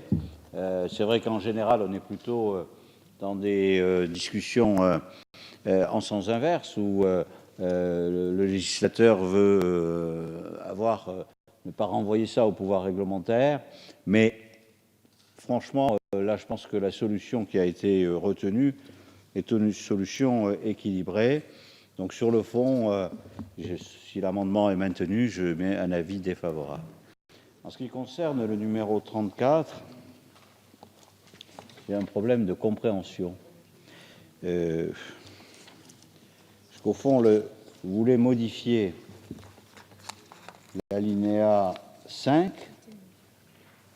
qui dit aujourd'hui les aéronefs circulant sans personne à bord gérés par un télépilote au sens sont soumis à un régime d'enregistrement par voie électronique si leur masse est supérieure ou égale à un seuil défini par décret en Conseil d'État. Aujourd'hui, c'est qu'il ne peut être supérieur à 800 grammes. Et vous écrivez, avec votre amendement, qu'il ne peut être inférieur à 1 kg. Je vous signale que si on vote votre amendement, on va créer un plancher. C'est-à-dire que ça veut dire exactement l'inverse de ce qui est dit dans l'exposé des motifs. Donc je pense que dans cette situation-là, il conviendrait de retirer l'amendement parce que je pense que celui-là et les autres qui sont rédigés de la même manière ne peuvent pas être adoptés, donc soit retrait, soit avis défavorable. Merci. Monsieur Tardy. Oui, très rapidement, en réponse au ministre, juste pour vous dire que votre position est assez paradoxale. Vous dites qu'il faut renvoyer un décret à la fixation du seuil de dérogation pour tenir compte des évolutions technologiques, et Dieu sait s'il y en a dans ce domaine. Et d'un autre côté, vous fixez un seuil maximum dans la loi. Donc je le dis, je le redis, comme je l'ai dit tout à l'heure en discussion générale, moi je pense qu'il ne faut pas le mettre dans la loi, il faut que les seuils soient fixés par décret. Par ailleurs, on peut se poser beaucoup de questions sur cette limite des 800 grammes. Est-ce que les discussions au niveau européen s'orientent vers ce seuil? C'est une vraie question. Je ne vois pas pourquoi, au niveau européen, ils ne partiraient pas plutôt sur un chiffre rond de l'ordre du kilo. Donc, on va encore se retrouver avec une législation qui ne sera pas en adéquation avec ce qui risque de se faire. Je ne vois pas pourquoi ils adopteraient un seuil de 800 grammes et pourquoi pas 900. 1 kilo me semble beaucoup plus simple. Voilà, par exemple, les questions qu'on peut se poser. Mais pour ma part, voilà, je souhaiterais que tout ça soit fait par décret, encore une fois, pas dans la loi, sur un sujet où, encore une fois, les évolutions technologiques vont très vite. Donc ne le mettons pas dans la loi et réservons ça au décret, c'est plus simple à modifier. Vous maintenez donc votre amendement. Merci. Monsieur Dive, vous avez la parole. Monsieur Thévenot, pardon. Monsieur Thévenot, pardon. Non, j'entends bien, mais le but, je suis d'accord que ça aurait dû être par décret, puisque le fait que le législateur arrive sur une décision telle que celle-ci, sans connaissance obligatoirement technique. Et quand je parlais de la loi européenne, je ne parlais pas de ce que qu'allait proposer la Commission européenne, c'est simplement l'Agence européenne de sécurité aérienne. Et je considère que l'Agence européenne de sécurité aérienne, comme la SGDSN, est à même et à étudier le sujet pour pouvoir préciser justement qu'on pouvait prendre inférieur à 1 kg. Monsieur Thévenot, vous voulez dire que vous maintenez votre amendement, même si l'intention, sauf erreur, n'est pas celle qui est maintenue. Je vais donc mettre aux voix l'amendement numéro 3 qui a recueilli l'avis défavorable du gouvernement et du rapporteur. Qui est pour? Qui est contre? Il n'est pas adopté. Je mets aux voix le 34 qui a recueilli les mêmes avis défavorables du gouvernement et du rapporteur. Qui est pour? Contre? Il n'est pas adopté. Amendement numéro 36. Monsieur Dive, vous avez la parole. Merci Madame la Présidente, Monsieur le Ministre, Madame la rapporteure. Au travers de cet article, nous l'avons vu, il s'agit de définir le champ d'application de l'immatriculation des drones dits standards et d'intégrer un régime d'enregistrement en ligne. Or, un vide législatif subsiste pour ce qui concerne les appareils fabriqués par le particulier amateur à la maison, chez soi, dans son garage, à partir de pièces détachées, d'équipements et de matériel qu'il aurait pu se procurer sur des sites de vente en ligne, par exemple, ou par tout autre canal de distribution non traditionnel. Il m'a fallu pas moins de 10 secondes pour trouver sur un blog, à partir de mon smartphone, les explications toutes simples et le mode d'emploi pour fabriquer son propre drone. En conséquence, cet amendement prévoit que les drones construits par des amateurs et qui sortent des canaux traditionnels de distribution doivent aussi respecter la même réglementation en vol. Merci, monsieur le député. Madame la rapporteure, quel est l'avis de la commission ? Donc, votre amendement est satisfait par l'alinéa 5 qui mentionne les aéronefs circulant sans personne à bord et opérés par un télépilote. L'emploi de l'article défini les implique qu'il s'agit de tous les aéronefs, quel que soit leur mode de construction. Donc, je demande le retrait, à défaut défavorable. Merci, madame la rapporteure. Monsieur le ministre, l'avis du gouvernement ? Oui, c'est le même avis. C'est un débat utile, mais je pense que sous bénéfice des explications qui sont données, notamment par le gouvernement, qui confortent l'analyse du rapporteur, c'est-à-dire que les choses sont satisfaites par le droit positif et que, telle qu'est la rédaction, elle couvre effectivement ce que vous souhaitez. Donc je pense qu'à ce stade-là, comme sur les autres amendements identiques, dès lors que nous faisons la réponse que le texte lui-même satisfait à cette obligation, je pense que vous pourriez retirer ces amendements. À défaut, évidemment, j'émettrai un avis défavorable, puisque ce n'est pas la peine de rendre la loi complexe ou bavarde, dès lors que vos aspirations, qui sont légitimes, et ce débat nous a permis de donner ces précisions, vous donnent satisfaction. Merci, monsieur le ministre. Monsieur le député, vous maintenez votre amendement ? Vous le retirez ? Vous le maintenez. Je mets aux voix donc cet amendement qui a fait l'objet d'un avis défavorable de la commission et du gouvernement. Qui est pour ? Qui est contre ? Il n'est pas adopté. Amendement présenté par madame la rapporteure. Rédactionnel. Amendement rédactionnel, avis du gouvernement. Favorable. Qui est pour ? Qui est contre ? Il est adopté. Nouvel amendement présenté par madame la rapporteure. Rédactionnel. Favorable. Avis favorable du gouvernement. Qui est pour ? Qui est contre ? Il est adopté. Je mets aux voix l'article 1er. Qui est pour ? Qui est contre ? Il est adopté. Nous en arrivons à l'article 2. Amendement numéro 37. Monsieur Dive, c'est vous qui le présentez ? Oui, dans cet article 2, il s'agit donc de proposer une nouvelle définition du télépilote. Dans cet amendement, il s'agit alors de créer une catégorie de télépilotes, comme cela a pu être stipulé par mes collègues précédemment, et en particulier le télépilote aéromodéliste, qui de ce fait peut être exclu de certaines obligations. En effet, il s'agit là de différencier un public bien averti, expérimenté, parfois même fort de longue expérience en pilotage et en aéromodélisme. La prolifération exponentielle d'objets volants aux mains d'usagers, les règles de circulation aérienne a été possible par la simplification et l'autorisation du pilotage automatique. On l'a dit déjà, 300 000 drones ont ainsi été commercialisés, un peu moins en 2015 en France. À l'inverse, 30 000 aéromodélistes licenciés auprès de fédérations sportives UFOLEP, FFAM pratiquent donc ce loisir en respectant l'arrêté du 17 décembre 2015 qui interdit le survol des agglomérations, espaces publics, rassemblements publics, installations industrielles, etc.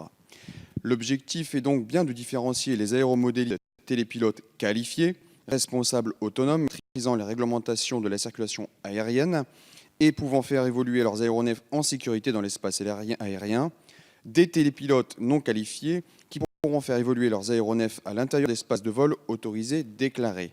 De même, il s'agit de distinguer les aéronefs au vol automatique programmé des modèles réduits, radiocommandés et pilotés entièrement à vue. Merci, monsieur Dive. Quel est l'avis de la commission, madame la rapporteure ? Je comprends bien le souhait qu'ont les aéromodélistes de ne pas être amalgamés avec l'ensemble des utilisateurs de drones. L'aéromodélisme est une pratique ancienne, très encadrée et doit faire l'objet d'une reconnaissance par les pouvoirs publics. Je ne suis toutefois pas favorable à l'insertion dans la loi d'une définition du télépilote aéromodéliste qui serait, à mon sens, source de complexité juridique. La définition du télépilote est déjà extrêmement complexe, comme en ont témoigné les longues discussions qui ont lieu sur ce sujet au Sénat. Je ne souhaite pas remettre en cause l'équilibre auquel nos collègues sénateurs ont abouti sur ce point. Par ailleurs, l'insertion d'une définition du télépilote aéromodéliste ne résoudra pas les problèmes que la proposition de loi peut poser concrètement pour leur activité.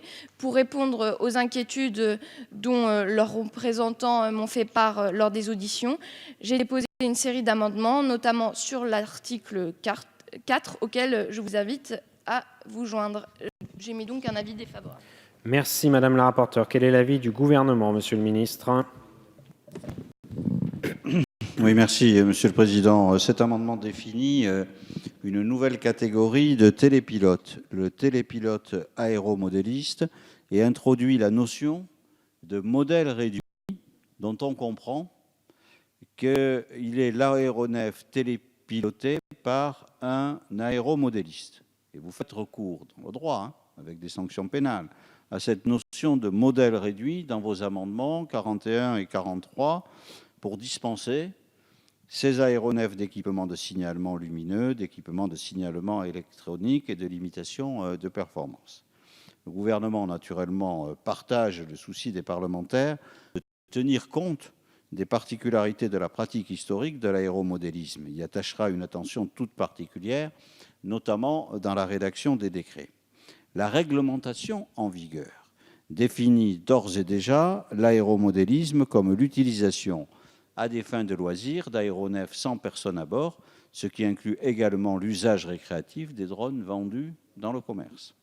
Je note d'ailleurs que l'article 4 comporte déjà des dispositions pour exempter les aéronefs circulant sans personne à bord lorsqu'ils sont opérés dans un cadre agréé et dans des zones identifiées à cet effet, des obligations qu'il introduit. Cela recouvre notamment les usages en aéromodélisme en club.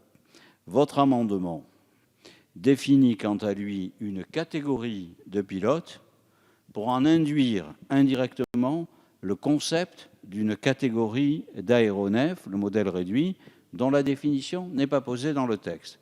Et ça nous semble totalement juridiquement inopérant, et donc je souhaiterais que cet amendement puisse être retiré, ou à défaut, avis défavorable. Merci, Monsieur le ministre. Monsieur le député, vous maintenez votre amendement. Il est maintenu, je le mets aux voix avec un avis défavorable de la commission et du gouvernement. Qui est pour? Qui est contre? Il n'est pas adopté. Amendement pouvant être soumis à une discussion commune. Le numéro 35, Monsieur Thévenot, vous le défendez? Il est défendu. Le numéro 46, ses auteurs ne sont pas là. Quel est l'avis de la commission, Madame la rapporteure, sur le numéro 35? C'est la même chose sur les seuils, je vous ai déjà répondu, donc défavorable. Défavorable. Quel est l'avis du gouvernement, Monsieur le ministre? Défavorable également. Je le mets aux voix. Qui est pour? Qui est contre? Il n'est pas adopté. Amendement numéro 38. Monsieur Dive, c'est vous qui le défendez? Il est défendu. Avis de la commission, Madame la rapporteure? Défavorable. Avis défavorable. Avis du gouvernement, Monsieur le ministre? Défavorable également. Je le mets aux voix. Qui est pour? Qui est contre? Il n'est pas adopté. Amendement numéro 27. Madame la rapporteure, c'est vous qui le défendez? C'est le premier amendement qui concerne les aéromodélistes pour qu'ils ne soient pas soumis à une double obligation de formation puisqu'ils sont déjà formés dans le cadre de leur club. Simplement, une petite précision sur le sujet de l'aéromodélisme qui est arrivé un peu à rebours de l'élaboration de cette loi. Il n'était pas envisagé dans le rapport du SGDSN ni dans le débat du Sénat. Nous l'avons donc pris au vol et donc les aéromodélistes sont, tout le monde ici est d'accord, des passionnés qui pratiquent avec compétence et éthique. Aussi leur demande d'être clairement distingués des dronistes et légitimes. Nous avons dans cette proposition de loi ouvert plusieurs fenêtres, celle-ci en est une. Merci Madame la rapporteure. J'imagine qu'il fait également donc l'objet d'un avis favorable de la commission. Avis du gouvernement, Monsieur le ministre? Favorable également. Je le mets aux voix. Qui est pour? Qui est contre? Il est adopté. Amendement numéro 1, Madame Delaunay. Merci Monsieur le Président. Cet amendement vise à reconnaître d'intérêt public l'usage consacré au secours aux personnes d'aéronefs circulant sans personne à bord. La reconnaissance devrait ouvrir le droit à dérogation de la réglementation en vigueur pour faciliter l'utilisation des drones dans le cadre de leur mission de sauvetage. Dans le domaine du sauvetage, certaines dispositions réglementaires sont un frein une utilisation performante et efficace, notamment les longueurs d'intervention, les vols de nuit pour les recherches avec une caméra thermique, l'autorisation préalable au survol d'une agglomération ou d'une plage très fréquentée et la formation spécifique au secours, notamment la gestion du stress. La reconnaissance d'intérêt public doit permettre d'obtenir les dérogations réglementaires fixées par le décret qui, jusqu'à présent, s'applique par son article 8 aux drones utilisés pour le compte de l'État. Merci Madame la députée. Quel est l'avis de la commission, Madame la rapporteure? Vous soulevez une vraie problématique et je vous remercie de le faire. Je souscris pleinement à votre objectif. Toutefois, les règles de circulation des aéronefs étant fixées par des textes de nature réglementaire, il convient que les dérogations soient également précisées par des textes réglementaires et non par la loi. Aussi, je vais laisser le ministre en dire plus, mais je demanderai le retrait. Merci Madame la rapporteure. Avis du gouvernement, Monsieur le ministre. Oui, merci Monsieur le Président. Madame la députée, je souhaiterais tout d'abord vous dire que je partage tout l'intérêt que vous portez à cette expérience qui a pu notamment se dérouler sur certaines plages du littoral des Landes que nous connaissons bien tous les deux. Par cette expérience, l'usage du drone est venu compléter les moyens existants et faciliter le travail des maîtres nageurs sauveteurs. La réglementation relative à l'usage des drones, dont le caractère précurseur a déjà été souligné lors de nos débats, a pris en compte dès l'origine cette préoccupation des activités de sauvetage. Leur particularisme se trouve à nouveau consacré par les arrêtés de décembre 2015. Vous appelez notre attention sur certaines contraintes de cette réglementation en vigueur qui constituent, selon vous, un frein à l'usage du drone en matière de sauvetage. Je suis tout à fait disposé. Est-ce que ce sujet fasse l'objet d'une analyse par les services de l'État compétents pour identifier dans quelle mesure une adaptation de certaines dispositions de la réglementation serait effectivement nécessaire pour prendre en compte les besoins du service public de sauvetage aux personnes, tout en assurant l'exploitation des drones affectés à ce service en toute sécurité. Donc, dans la mesure où ces dispositions sont par définition, Madame la rapporteure vient de le dire, de nature réglementaire, je pense que nous pouvons, je vous propose de retirer votre engagement et votre amendement, pardon, et le gouvernement, pour sa part, s'engage à prendre les dispositions réglementaires nécessaires pour parvenir à l'objectif que vous avez défendu. Merci Monsieur le ministre. Madame la députée, est-ce que vous maintenez votre amendement? Et je vous remercie, Monsieur le ministre, de l'intérêt que vous portez au secours par les drones et donc je retire cet amendement. Il est retiré. Merci Madame la députée. Je mets aux voix l'article 2. Qui est pour? Qui est contre? Il est adopté. Nous en venons à l'article 3 et aux amendements à l'article 3. Monsieur Tardy, vous défendez l'amendement numéro 4. C'est un amendement de suppression d'alinéa. Oui, très rapidement. Encore une fois, le groupe Les Républicains est sceptique, comme il l'avait été pendant la loi consommation, sur les obligations qui pèsent sur les revendeurs. L'obligation de fournir une notice d'information peut légitimement peser sur le fabricant. En revanche, la faire peser sur les vendeurs d'occasion, qui sont souvent des petits commerçants, est disproportionnée. Il me semble qu'un décret en Conseil d'État pourra d'ailleurs prévoir une mise en ligne de cette notice, ce qui évite de créer une nouvelle charge. Merci Monsieur Tardy. Quel est l'avis de la commission, Madame la rapporteure? On a souhaité introduire en commission cet acte de responsabilisation qui est léger puisque la notice est accessible sur Internet. Il n'y a pas de raison que l'acheteur d'un drone d'occasion soit privé d'informations et que l'acheteur d'un drone neuf en est une. Nul n'est censé ignorer la loi. Je pense qu'il est de notre responsabilité de faire en sorte qu'elle soit applicable pour tous. Avis défavorable.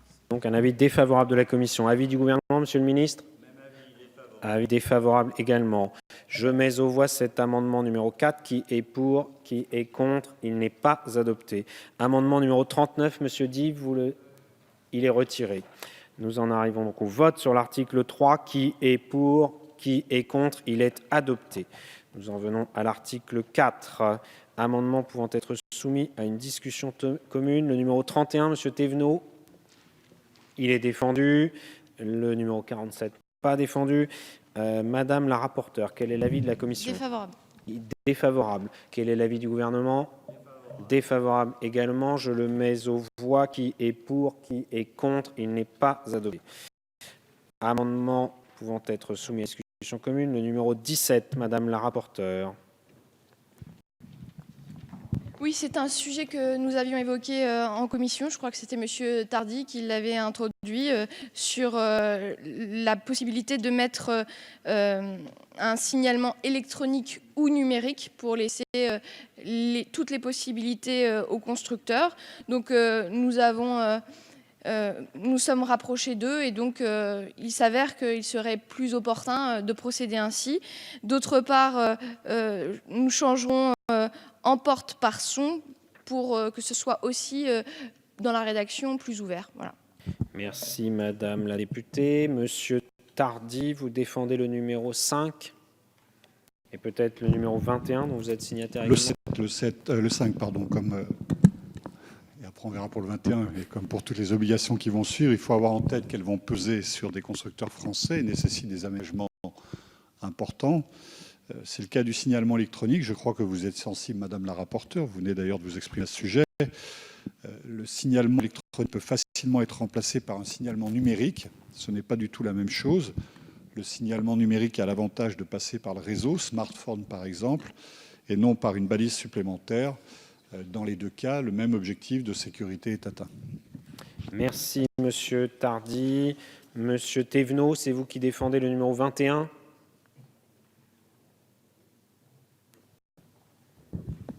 Oui, enfin, qui va dans le même sens que ce qu'a proposé le rapporteur. C'était simplement électronique. De toute façon, il n'y en aura pas puisque ça surcharge l'aéronef par son poids, par sa consommation. Donc, à partir du moment où on met numérique, je pense qu'on peut mettre que numérique. Et je pense qu'il aurait été plus sage et plus simple de faire confiance aux constructeurs et de simplement demander à ce que tout aéronef puisse être identifié. Monsieur le député, Madame la rapporteure, quel est l'avis de la commission sur les amendements numéro 5 et 21? On est assez d'accord. Je souscris pleinement aux objectifs que vous poursuivez. Je vous demande de retirer vos amendements au profit du mien. Merci Madame la rapporteure. Monsieur le ministre, l'avis du gouvernement sur ces trois amendements?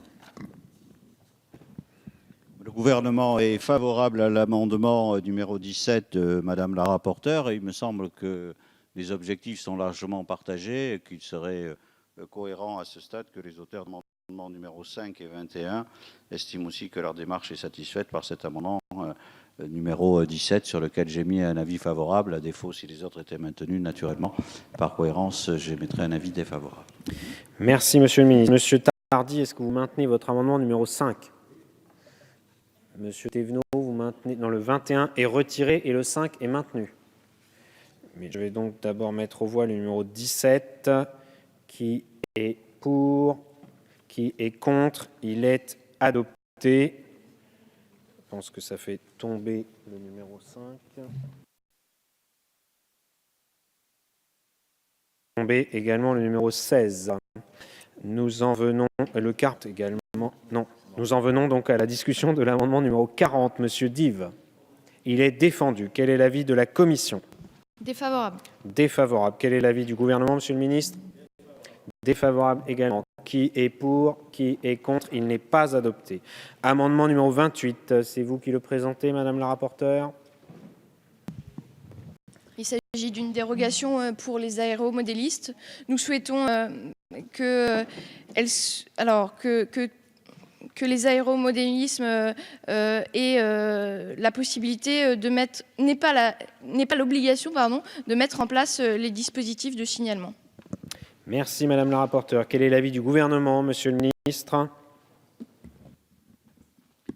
Si je comprends bien la portée de l'amendement, en réalité, il s'agit, lorsqu'il y a une possibilité d'exemption à un certain nombre d'obligations en faveur des aéromodistes, de rendre cette possibilité de droit, c'est-à-dire que c'est une obligation.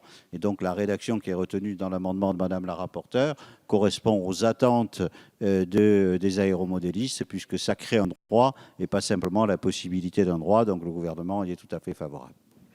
Merci Monsieur le ministre. Donc un avis favorable. Défavorable? Favorable. Que les choses soient bien claires. Je mets donc aux voix cet amendement numéro 28. Qui est pour? Qui est contre? Il est adopté. Amendement numéro 41, Monsieur Dive, c'est vous qui le défendez? Oui, donc il est dans merci Monsieur le Président, il est dans le même esprit puisque la responsabilité du télépilote aérodémodéliste est entière. Il s'assure que le vol de son modèle réduit soit en toutes circonstances dans son champ de vision puisqu'il fait un pilotage à vue. Donc son appareil peut être exempt de signalement électronique et lumineux. Merci, Monsieur le député. Quel est l'avis de la commission, Madame la rapporteure? Votre amendement est satisfait, il complète l'alinéa 3, donc ces termes permettent justement de viser les aéromodélistes. Avis défavorable. Donc, merci, Madame la rapporteure. Monsieur le ministre, l'avis du gouvernement?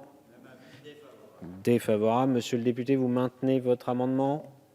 Oui, je le mets donc aux voix. Qui est pour? Qui est contre? Il n'est pas adopté. Amendement numéro 18, Madame la rapporteure, c'est un amendement rédactionnel. Monsieur le ministre, avis favorable, je le mets aux voix. Qui est pour? Qui est contre? Il est adopté. Amendement pouvant être soumis à une discussion commune, le numéro 32, Monsieur Thévenot. Il est défendu et le 48 n'est pas défendu. Quel est l'avis de la commission? Défavorable. Défavorable. Quel est l'avis du gouvernement? Défavorable également. Je le mets aux voix. Qui est pour? Qui est contre? Il n'est pas adopté. Amendement numéro 19, Madame la rapporteure. Rédactionnel. Amendement rédactionnel, Monsieur le ministre. Avis favorable. Je le mets aux voix. Qui est pour? Qui est contre? Il est adopté. Amendement numéro 42, Monsieur Dive. Il est défendu. Avis de la commission. Défavorable. Avis du gouvernement, Monsieur le ministre. Défavorable également. Je le mets aux voix. Qui est pour? Qui est contre? Il n'est pas adopté. Amendement numéro 29, Madame la rapporteure, c'est vous qui le défendez? Oui, ça permet d'exempter les aéromodélistes de l'obligation de mettre en place des dispositifs de limitation de capacité. Merci, Madame la rapporteure. Quel est l'avis du gouvernement, Monsieur le ministre? Avis favorable. Je le mets aux voix. Qui est pour? Qui est contre? Il est adopté. Amendement numéro 43, Monsieur Dive. Il est complété par le précédent amendement, donc je le retire. Il est retiré. Amendement numéro 20, Madame la rapporteure. Rédactionnel. Rédactionnel, Monsieur le ministre. Favorable. Qui est pour? Qui est contre? Il est adopté. Nous en venons à des amendements identiques. L'amendement numéro 7, Monsieur Tardy. Oui, encore une fois, prévoir un système de signalement sonore nécessitera des aménagements pour les constructeurs de drones. J'ai dit en commission que cette proposition n'était pas dans le rapport du SGDSN. Il est vrai que le législateur est totalement libre, mais il doit aussi se rappeler que nous sommes dans un espace économique européen, encore une fois. J'aimerais donc savoir si le signalement sonore est sur la table des discussions au niveau européen. Personnellement, je ne le crois pas, et pour les raisons que j'ai évoquées, nous proposons donc de supprimer cette nouvelle obligation, car nous n'avons pas assez d'éléments sur son utilité, sa faisabilité et sur son impact. Merci, Monsieur Tardy. L'amendement numéro 25, Monsieur Thévenot, vous le défendez? Il est identique. Oui, je pense que ce signalement sonore est pas utile, puisqu'autrement on pourrait légiférer aussi sur tout objet pouvant chuter, et qu'aujourd'hui, en plus, il handicape largement les aéronefs et les constructeurs. Donc je pense que ce signalement sonore, de supprimer. Merci, Monsieur le député. Quel est l'avis de la commission, Madame la rapporteure? Alors, deux choses. Lors des auditions, les constructeurs ne nous ont pas dit que c'était une mesure qui était superficielle et non nécessaire. Lorsque un drone tombe, c'est 1000 tours minute, des hélices qui tournent à 1000 tours minute, donc c'est extrêmement dangereux. D'autre part, pour prendre en compte la problématique que vous avez soulevée du renvoi en usine, j'ai déposé un amendement numéro 23 qui prévoit que l'obligation de mise en place d'un système de signalement sonore ne s'appliquera pas aux drones enregistrés avant le 1er juillet 2018, date d'entrée en vigueur de l'article 4. Je vous invite donc à retirer votre amendement. Merci, Madame la rapporteure. Quel est l'avis du gouvernement, Monsieur le ministre? Défavorable. Est-ce que vous maintenez votre amendement, Monsieur Tardy? Oui, Monsieur Thévenot également. Je mets donc aux voix ces deux amendements identiques qui ont fait l'objet d'un avis favorable de la commission du gouvernement. Qui est pour? Qui est contre? Ils ne sont pas adoptés. Amendement numéro 26, Monsieur Thévenot, il est défendu? Il est défendu. Avis de la commission? Retrait ou défavorable? Merci, Madame la rapporteure. Avis du gouvernement, Monsieur le ministre? Je mets aux voix cet amendement qui a fait l'objet d'un avis défavorable. Qui est pour? qui est contre, il n'est pas adopté. Amendement pouvant être soumis à une discussion commune, le numéro 6, Monsieur Tardy. Oui, très rapidement, en repli et pour les mêmes raisons que notre amendement numéro 3, cet amendement propose de renvoyer la totalité de la fixation du seuil à un décret. Merci, Monsieur Tardy. Monsieur Thévenot, vous défendez le numéro 33. Il est défendu. Et le numéro 50 n'est pas défendu. Avis de la commission, Madame la rapporteure. Même argumentaire, défavorable. Avis défavorable de la commission. Avis du gouvernement, Monsieur le ministre. Défavorable également. Je mets aux voix qui est pour ces amendements, qui est contre. Ils ne sont pas adoptés. Amendement pouvant être soumis à une discussion commune, le numéro 30, Madame la rapporteure. Oui, cet amendement vise à exonérer les aéromodélistes de l'obligation d'utiliser des appareils équipés d'un dispositif de signalement sonore quand ils pratiquent leur activité dans un cadre agréé dans des zones identifiées à cet effet. Merci Madame la rapporteure. L'amendement numéro 8, Monsieur Tardy, vous le défendez? Oui, en discussion générale, j'ai évoqué l'aéromodélisme. Je crois que vous avez pris conscience de la nécessité de bien distinguer les choses. En effet, pour la limitation de capacité et pour les signalements, une exception est prévue. À chaque fois, un décret doit préciser les conditions dans lesquelles certains aéronefs calculant 100 personnes à bord en seront exemptés. Comme vous l'avez indiqué en commission, c'est dans ces décrets que vont venir s'intégrer les exceptions pour l'aéromodélisme. Pourtant, une telle exception n'est pas prévue pour le signalement sonore. Il ne peut s'agir que d'un simple oubli dans la mesure où, encore une fois, un décret prévoit des exemptions pour les deux autres obligations. Cet amendement pose donc de le rajouter. Merci, Monsieur le député. Quel est l'avis de la commission sur cet amendement numéro 8 ? J'y suis favorable et je propose qu'il soit inséré dans le texte après l'amendement numéro 30. Sous forme de sous-amendement à votre amendement. Monsieur le ministre, quel est votre avis, quel est l'avis du gouvernement, sur ces amendements numéro 30 et 8 ? Oui, merci, Monsieur le Président. Je pense qu'ils sont effectivement soumis à une discussion commune, mais en réalité, ils se complètent parfaitement. Et donc, je crois qu'il faut mettre un avis, le gouvernement souhaitait mettre un avis favorable à l'amendement de Madame la rapporteure, mais aussi un avis favorable à l'amendement de Monsieur Tardy. Et je propose qu'on adopte les deux, parce qu'en réalité, comme ça, on aura un texte extrêmement précis. Donc, avis favorable à l'adoption des deux amendements. Très bien, merci Monsieur le ministre. Je mets donc aux voix cet amendement d'abord numéro 30, qui est pour. Il est adopté. L'amendement numéro 8, qui est pour. Il est adopté. Qui est contre? Et personne. Il est adopté. Les amendements suivants sont identiques. Le numéro 10, Monsieur Tardy.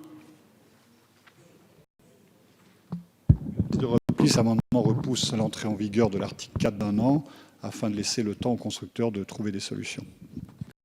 Merci, Monsieur Tardy. Le numéro 22, Monsieur Thévenot, est identique. On peut considérer qu'il est défendu. Quel est l'avis de la commission, Madame la rapporteure?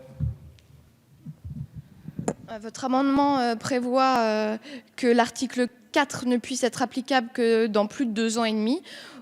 Autant le supprimer, cet article 4, donc défavorable.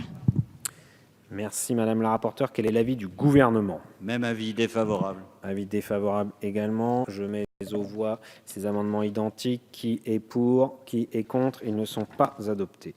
Amendement numéro 9, Monsieur Tardy. Il est défendu. Rétroactivité, c'est important. Et comme l'a signalé mon collègue Martial Sadier en commission, qui est bloqué comme moi avec la loi montagne qu'on examine en commission, cette disposition que vous avez introduite est surprenante. Vous prévoyez en résumé que les drones déjà en circulation avant le 1er juillet 2018 seront soumis aux obligations que j'ai évoquées. Cela revient à imposer une sorte de rétroactivité très surprenante. Ces drones devront se voir rajouter un module supplémentaire. Contrairement à ce que vous avez affirmé en commission, la signalisation sonore, lumineuse ou électronique, ainsi que la limitation de performance ne sont pas des opérations simples à mettre en œuvre. Il y a de fortes chances pour que cela se traduise par l'ajout d'un module supplémentaire, une modification de la carte mère. Monsieur le Président de la Commission, n'est pas suffisant pour la signalisation, par exemple, et tous les possesseurs de drones ne sont pas en mesure de réaliser ces modifications. Cela pourrait même être dangereux. Au mieux, cette obligation ne sera pas appliquée. Au pire, elle conduira à mettre au rebut d'appareils quasiment neufs. Bref, c'est un non-sens sur le plan industriel, environnemental et irréaliste du point de vue du consommateur. Comme toutes les obligations législatives, celle-ci doit s'appliquer progressivement, c'est-à-dire sur les nouveaux drones mis sur le marché et pas sur ceux qui sont déjà en circulation. Merci, monsieur le député. Quel est l'avis de la commission, madame la rapporteure, sur cet amendement numéro 9 ? Monsieur le député, vous faites le contraire de ce que vous vouliez faire. Et donc, vous avez modifié la deuxième phrase plutôt que la première. Et donc, du coup, vous supprimez le délai de grâce, mais vous ne supprimez pas la rétroactivité. Donc, de toute façon, avis défavorable. Merci, madame la rapporteure. Quel est l'avis du gouvernement ? Le gouvernement considère aussi qu'il y a une erreur de rédaction puisque ça aboutit au résultat exactement inverse. Donc, avis défavorable. Avis défavorable également. Qui est pour cet amendement numéro 9 ? Qui est contre ? Il n'est pas adopté. Amendement numéro 23, madame la rapporteure. Cet amendement vise à éviter que l'obligation d'installation d'un dispositif de signalement sonore ne s'applique aux drones enregistrés avant le 1er juillet 2018. Merci, madame la rapporteure. Quel est l'avis du gouvernement sur cet amendement, monsieur le ministre ? C'est le 23 rectifié. 23 rectifié. Avis favorable. Avis favorable. Je mets aux voix cet amendement numéro 23. Qui est pour ? Qui est contre ? Il est adopté. Je mets aux voix l'article 4 ainsi amendé. Qui est pour ? Qui est contre ? Il est adopté. Nous en venons à un article additionnel après l'article 4. Monsieur Tardy, c'est vous qui défendez l'amendement numéro 2. Amendement d'appel, je m'étais exprimé à ce sujet en discussion générale. Cet amendement a pour objet de permettre à titre expérimental aux drones participant aux opérations de secours à personne en zone de montagne et en zone littorale de bénéficier de mesures particulièrement adaptées. En effet, les drones seront un outil indispensable dans le secteur du secours à la personne. Ce sera le cas par exemple dans le déclenchement des avalanches en zone de montagne ou encore lors de sauvetage de personnes en difficulté en mer. Donc ça vaut le coup de mettre en place à titre expérimental donc une exception. Merci, monsieur Tardy. Quel est l'avis de la commission, madame la rapporteure ? Je partage vos préoccupations. Les drones peuvent s'avérer d'une grande utilité pour la réalisation d'opérations de secours. Toutefois, je vous demanderai de retirer votre amendement parce qu'il est... L'article 37-1 de la Constitution prévoit que la loi peut comporter des dispositions à caractère expérimental pour un projet à durée limitée. Or, le dispositif de l'amendement ne définit pas assez précisément l'objet des dérogations pour respecter les exigences constitutionnelles. Par ailleurs, des dispositions dérogatoires sont déjà prévues par un arrêté du 17 décembre 2015. S'il est nécessaire de les faire évoluer, cela relève d'une modification des textes réglementaires et non de la loi. Merci, madame la rapporteure. Quel est l'avis du gouvernement, monsieur le ministre ? Merci, monsieur le président. Le gouvernement entend l'appel de monsieur Tardy, puisqu'il a lui-même ainsi labellisé son amendement. Et la réponse que je peux faire est exactement la même que celle que j'ai faite à madame Delaunay, qui parlait des questions d'utilisation des drones dans le secours sur le littoral. La problématique est exactement la même et le gouvernement est attentif à l'évolution de l'utilisation des drones parce qu'il nous semble effectivement, je connais mieux la question de la mer que de la montagne, mais il nous semble que ça la relève de la même réflexion. Donc ce que je vous propose, comme je l'ai dit à madame Delaunay, c'est que le gouvernement s'engage avec vous d'ailleurs à travailler notamment sur les questions réglementaires. Il y a des problèmes de détail parce que dans les textes actuels, on n'a pas tout évoqué, notamment sur les personnes publiques qui peuvent intervenir et notamment la capacité des communes. Il y a toute une série de questions à régler. Nous souhaitons le faire parce que nous partageons cet objectif aussi bien pour le littoral que pour la montagne. Et comme votre appel a été entendu, entendez le mien en retirant votre amendement. Il est retiré, monsieur Tardy. Nous en venons à des amendements à l'article 5. Monsieur Tardy, à nouveau pour le numéro 11. Oui, autant le survol volontaire de zones sensibles doit être sévèrement puni, on en est tous conscients. Autant lorsque la maladresse est caractérisée, il n'est pas nécessaire de prévoir une peine d'emprisonnement. Mieux vaut s'en tenir à une amende et à une confiscation du drone. C'est d'ailleurs ce qui avait été initialement proposé par la rapporteure en commission avant retrait. Merci, monsieur le député. L'amendement numéro 40... non, excusez-moi, ce n'est pas un amendement soumis à discussion commune. Madame la rapporteure. Avis Oui, de la commission. Je partage votre préoccupation. Toutefois, le paiement de l'amende forfaitaire rend impossible la mise en œuvre de la procédure de confiscation du drone, souvent le plus efficace. Par ailleurs, les montants prévus par l'alinéa 4 sont des montants maximaux. Le plus souvent, le juge procède à un rappel à la loi ou inflige une amende de quelques centaines d'euros et non de 15 000 euros. Mais dans la majeure partie des cas, le drone est confisqué et c'est à mon avis la sanction la plus efficace. C'est donc Demande de retrait ou avis défavorable. Merci Madame la rapporteure. Monsieur le ministre, l'avis du gouvernement. C'est donc un amendement qui tend à substituer à la peine délictuelle prévue dans le texte une peine contraventionnelle. Ce n'est pas le souci d'être plus répressif, mais je pense que chacun doit mesurer les conséquences de cette démarche qui soulève plusieurs difficultés. La première, c'est que le passage du délit à la contravention présente l'inconvénient de restreindre les possibilités de la conduite de l'enquête pénale. Ni ouverture d'une enquête à flagrance, ni placement en garde à vue de l'auteur de l'infraction ne seront possibles. Et quand on voit les circonstances dans lesquelles on peut être amené à intervenir, je ne pense pas que quiconque ici veuille se priver de cette possibilité. Je pense que c'est la question de fond. J'y ajoute une question de droit, puisque ce n'est pas au législateur d'instituer des contraventions, puisque l'article 529 du Code de procédure pénale renvoie au décret en Conseil d'État le soin de fixer la liste des contraventions soumises à forfaitisation, et l'article R48.1 du même Code ne liste que des contraventions des 4 premières classes.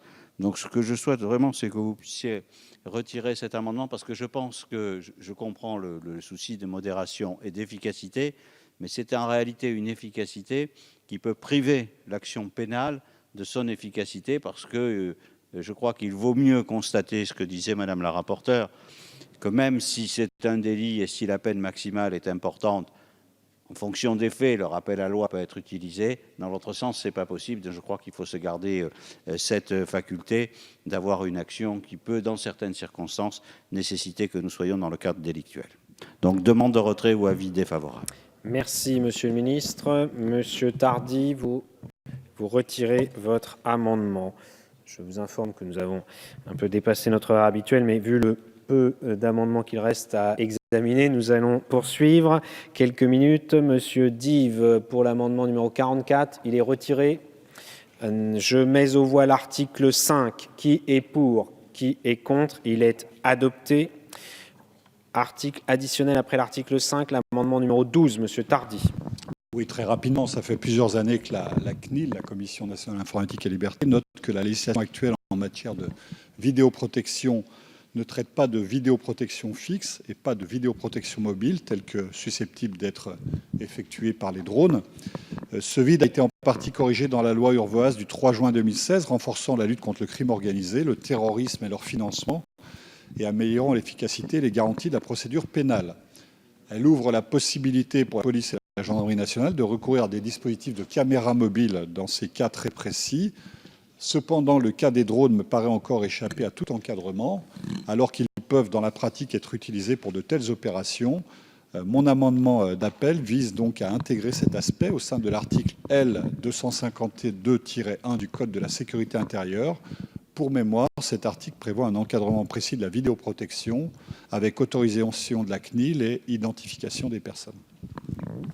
Merci, Monsieur Tardy. Quel est l'avis de la Commission sur cet amendement numéro 12? Vous l'avez dit, votre amendement est un amendement d'appel. Il soulève des questions qui méritent d'être posées. Toutefois, il excède le champ de la présente proposition de loi, qui vise surtout à encadrer l'utilisation des drones de loisirs. La mise en place d'une telle mesure impliquerait la redéfinition des règles de survol de villes actuellement en place et bien d'autres choses en réalité, donc avis défavorable. Merci Madame la rapporteure. Monsieur le ministre, quel est l'avis du gouvernement? Même avis, défavorable. Défavorable également. Monsieur Tardy, vous le maintenez. Je mets aux voix cet amendement. Qui est pour? Qui est contre? Il n'est pas adopté. Amendement à l'article 6. Madame la rapporteure, le numéro 24. Additionnel. Amendement rédactionnel, Monsieur le Ministre. Favorable. Avis favorable du gouvernement. Je le mets aux voix. Qui est pour? Qui est contre? Il est adopté.